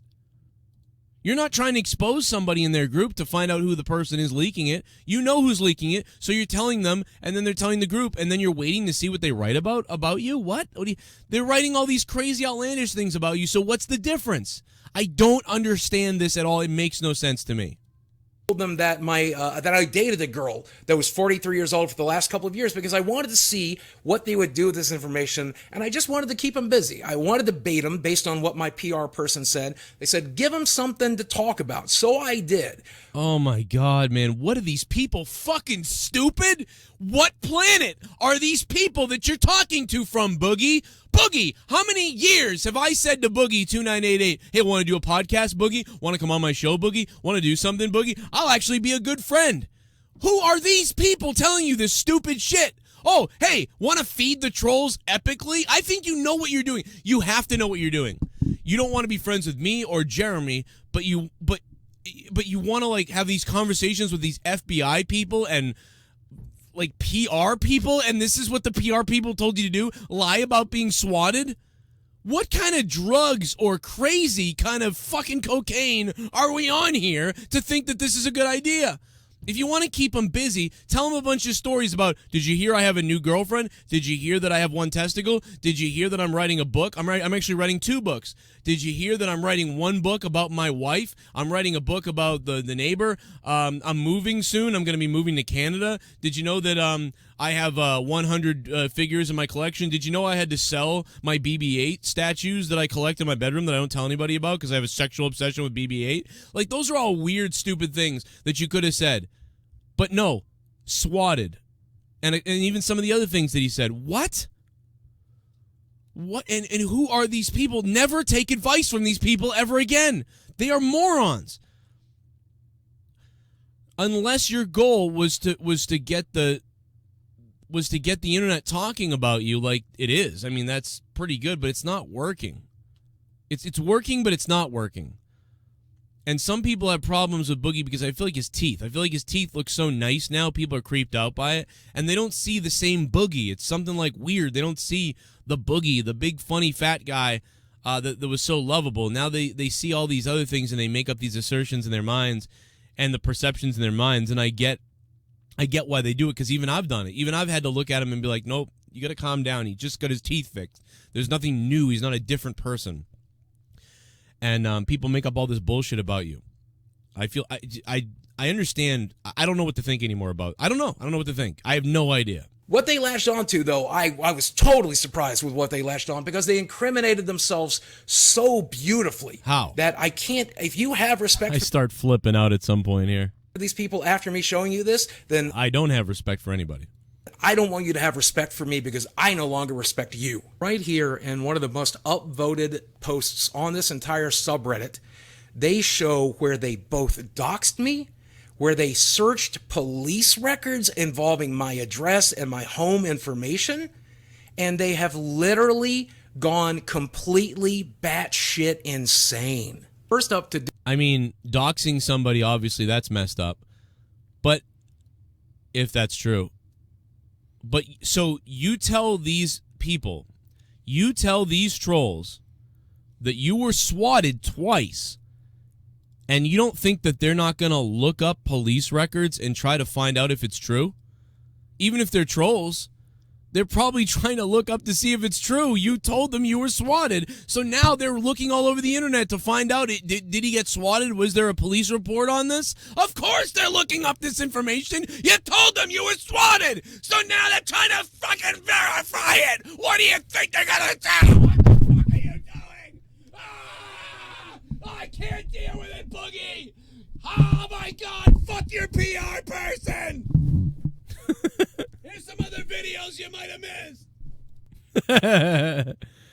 Oh man. All right. Well, anyway, guys, thank you for watching and hanging up this late with me.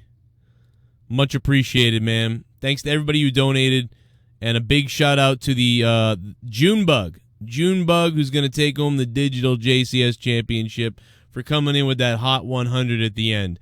Thanks to everybody in the chat, man. Thank you guys for being here over all the years and shit. And what up, Danimal? Hector Gutierrez, Drew Barr, Danimal, some of the members hanging out, Triple X, 567, 37, 6, my buddy 6, who called earlier in the car. That was cool. Muhammad Abdel. And by the way, I was thinking 6, when I was thinking of this lady who said the N-word and she on the air, I was thinking of my wife. You remember my wife said the N-word, like, because there was 2 words. Remember, who was the guy who said N-word, N-word, F-word? I don't even want to say it because I don't want to get demonetized. But N-word, F-word, well, you can say fag, I guess, still. But, it's N-word, F-word. It's, so I guess she was trying to read the other thing and not read it, and then she read the N-word. And Leah, she never says anything like that. And I've never even heard her say the word. So I was like, that was fucking crazy. To hear her say that, I was like, what? Because she said the word she was trying not to read, and then she was going to read the other word, and she read that word, and then blanked out the other word. She blanked out the F word and said the N word. And I remember that was fucking crazy. I remember that night playing that clip. She was not happy, though. She was very angry at us playing that clip, but so we didn't play it again. And I'm not talking about the bands, not that one. This was a different time. But yeah, that's what but that's a little different because Leah was actually reading the word. Like, she actually was reading something and then read the word. So that's understandable more than the reporter randomly saying it. Like, that was so weird. It was just bizarre. Thanks, Denise. I missed Raw tonight. What was your rating? My rating was like, so the Drew McIntyre segment, I thought that was a 6 or 7 out of 10. Good job, thumbs up. Like Drew, thought it was great. The Edge segment at the very end was awesome. That was fucking great. Like 9 out of 10 almost, maybe 8.5 out of 10. Just a great segment. But all in all, I basically enjoyed only about 20 minutes of Raw, and everything else I thought was terrible. So I gave Raw about a 5 out of 10 tonight. So maybe less. I think Jake DeMarco gave it a 4.5, I think I'm giving it a 5. I'm being a little bit happier. I mean, I don't even know. It should be a 4, to be honest. It was only 20 minutes of good stuff, but it was really good. Yeah. That's about it. That's all I got. I'm out. Thanks for listening, and I'll see you tomorrow night for Tuesday Night Throwdown. So come on over. Throwdown over on Corrupted Nation. Sorry to the rest of the chat. I had all that porn spam was coming in, so I put it in members only mode as a way to combat that. So sorry about that, but hey, it had to be done. Peace out.